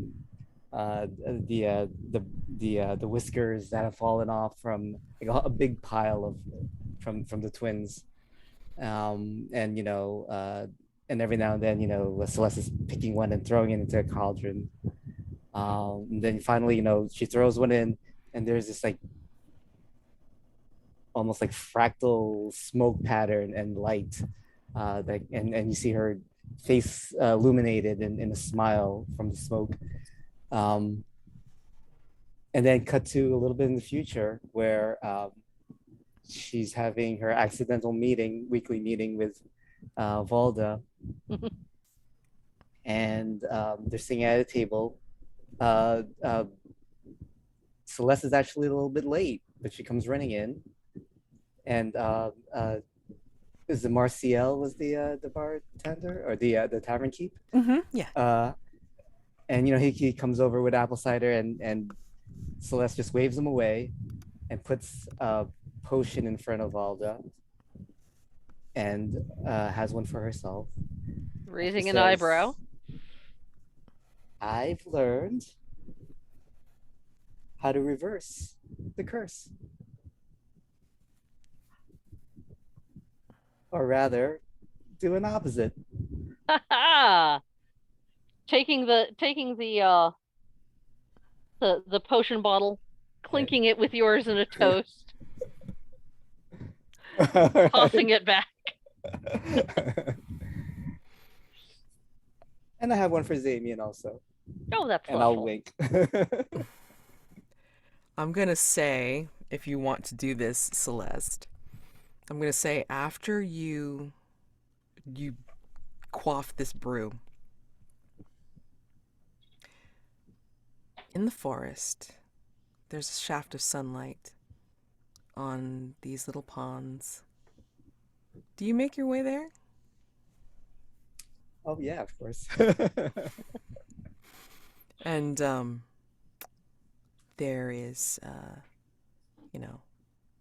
from below the water, there's like kind of like some bloop bloops and whatever, and then the water spirit will see and sense the splashing, and then does his normal like rising up out of the water again. I mean, sort of sees your face, recognizes a little bit like through the ripples, and rises out of the water to his waist again. What does he see? Oh, yes, a beautiful young witch with dark raven hair, and I'm wearing a swimsuit. And he smiles the way he smiles and says, "I know you.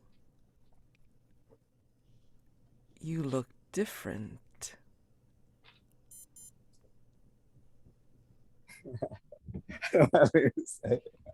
Yeah, and I'll say, and I say, you look the same.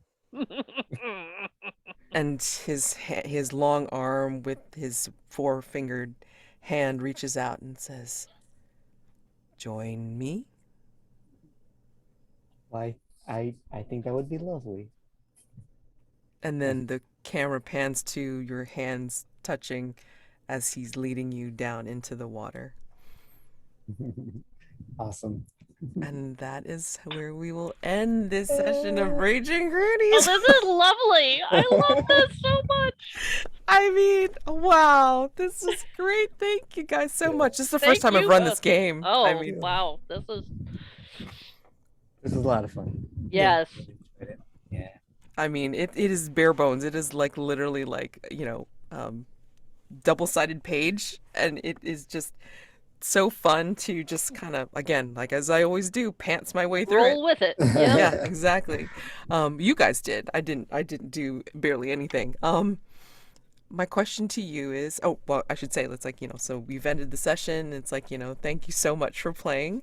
If you have time, it's like, I'd love to hear some stars and wishes. It's like, I know it's a one shot, but I mean, again, stars are things that you enjoyed about the gameplay, the game, each other. And then wishes, of course, it's like, what, if this was going to be continued, or if you wanted to do it again, like what you would wish for. Okay. So. For stars, I'm kind of inclined to say all of it. I mean, I just had such a fantastic time. I love the way Valda and Celeste played off each other throughout. I love the way I love the twins. I love the way Zamian and Valda had their thing going. that back and forth was delightful, and and the big drama, and oh, ee, so much fun. Um, uh, did you want to do stars and wishes, or do Oh you yeah, want to keep it separate? Oh, uh, wishes. Gosh, I kind of want to see where the twins go from here, because you know Timmick missed out, admittedly. Yeah. He was unconscious. Uh, Could you have so dealt with both twins though on the trip? no, goodness no. That would have been a handful and a half. Uh, so it was just as well to just have one of them, and thank goodness for the sympathetic magic of twinness. Yes. Um, but but I think I think there will be more contrast in their personalities now than there used to be, Mm-hmm. because Jimin has a little bit of that older but wiser thing going now, Yeah. or at least more cautious about being older. Uh, and Timmick has that spark for adventure of I missed out. I gotta go do something new. I gotta do stuff. Yeah. So I think seeing what happens between the two of them in the future would be neat. I mean, the beautiful part about TTRPGs is the fact that it's like, you can take different things and do complementary games or like kind of continue on somebody else's story with like again a companion type of game. There's an example where I had started with Heroes of the Hearth, and then like for the like those are with the villagers, and then for the adventurers part, we kind of can like saw what happened to the adventurers in using venture to do that. Aha. And then like just today we started the first part of a two shot where the GM was using for the queen to set up the retinue for to be played in that second part, which is the hack of drama system. So I Aha. mean, these are the ways that you can kind of like put games together. It's like you want to continue Mm-hmm. somebody else's story, use a different game, but I mean, like you can have that connection back to that wonderful tale that you had in the other game. So it's like there's so many possibilities, and I love that. I love that idea. Um, I mean, who would play the twins though? That's the thing. So Well, this has been absolutely delightful, and thank you so much for running it, and thank you, Rod. It's wonderful playing with you. same. Yeah, yeah. I mean, yeah, yeah. It's weird. I kind of in a lot of ways I enjoy having this DM with two players situation. yeah, Mm-hmm. It worked very well tonight, and I really appreciate the uh, the improbability of both of you, which hmm is which comes with experience gaming, hmm that Yeah. and it's a real treat. The storytelling, um, yeah, and just repeating what Kathleen had said about the NPCs were all great, the villains, I love them. I guess if I had one wish, it hmm would have been would been to have had more time with them. Oh yes, yes. That would have been cool. But I love them. Yeah, I loved how you played Valda. Thank And the yeah, and the play. Yeah, I don't know. I think it was just perfect tonight. Yeah, Yeah. I just had a lot of fun. you. So Yeah. No, I mean, I totally had so much fun, like, playing off of each of you. I mean, and the way that you just like ran with. Now, a lot of these prompts aren't in the game, I'm gonna say. I mean, Mm-hmm. like, I am a player who believes a lot in like, asking a lot of questions to be able to not only help facilitate, but also to add to your engagement. I mean, like, you were creating a lot of the story, and I was just kind of going off of what you said. And like, me asking these questions was so easy because both of you just ran with it.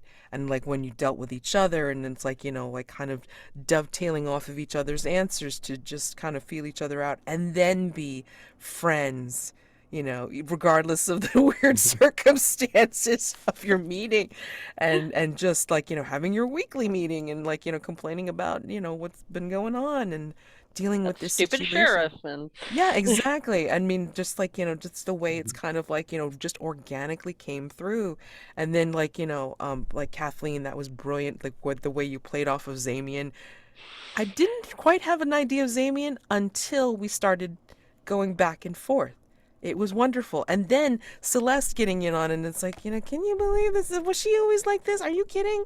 Like, and then just your narrative gestures. It's like Celeste isn't saying anything, or Celeste is giving a look to blah blah, and you're like, like talking to the grandson. I mean, like, and showing like a soft side of Celeste that maybe nobody would have suspected except for Mhm. this situation. So you guys played such wonderful characters tonight. And granted, I mean, I said that the gameplay should be like 3 players because one, the picture showed 3 players, so I was like, Mhm. okay, I can deal with like 3 players, and I think I can fit something in within 3 to 4 hours.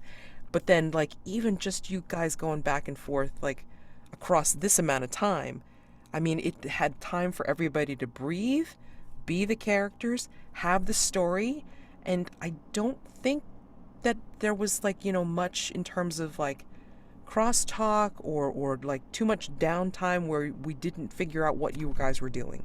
I think Yeah, it was almost seamless, and we it was didn't feel. I beautiful. didn't feel rushed, Mm-hmm. but I also didn't feel like we were trying to, like we were spinning our wheels and filling time Exactly. Like you weren't meaninglessly. It was you weren't all just. padding it.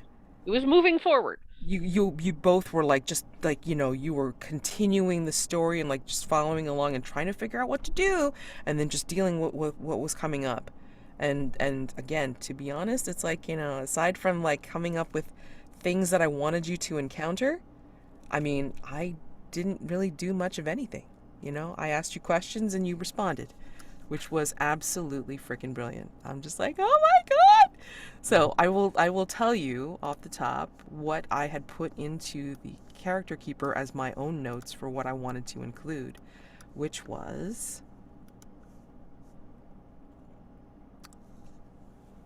so I knew that your random encounters was going to be the gang, Sheriff Dalrymel, the pond, the trickster, and then the book. So, I mean, that's all I did for prompts for myself, just because it's like, these are the things I wanted to include in the story, and you guys ran so well. It was beautiful. Thank you so much for making my job easier, because then I don't have to worry about prep whatsoever. And the only things that was part of the setup for the game, I will say, is like the 3 questions, which is, where does the main story take place? I mentioned the town hall meeting, so we really didn't like do that. I, for some reason, it's like I just jumped to the, oh, grandma, and it's like you just ran with it. It was wonderful. Who's the main villain? And you have a list to pick from, and I put down a neighboring town's book club. They actually had names. They actually the 3 women did have names, but we didn't get to that part because you guys just went after them. Yeah. And then what weird thing has been happening, which I put into the premise, which was rapidly aging teenage boys. It's great, you know? So, no, it was Perfect. wonderful. Well, yeah. That is one of the most satisfying role-playing sessions I've had in a long time. That just it all flowed. Yes. Yeah, Yes. yeah, everything fits perfectly. So Yeah.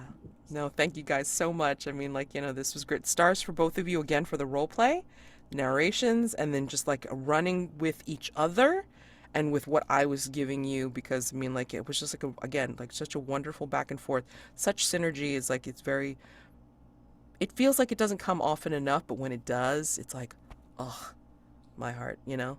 So, I Yeah. mean, I don't really have a wish. I mean, like, in terms of like, doing like wish to play again, of course, which is why I kind of popped my email in there. I mean, I Yep. will invite you two into my Discord server where we try to set up games. Oh, I mean, like absolutely. Absolutely awesome. my schedule's insane because it's like I'm in so many games.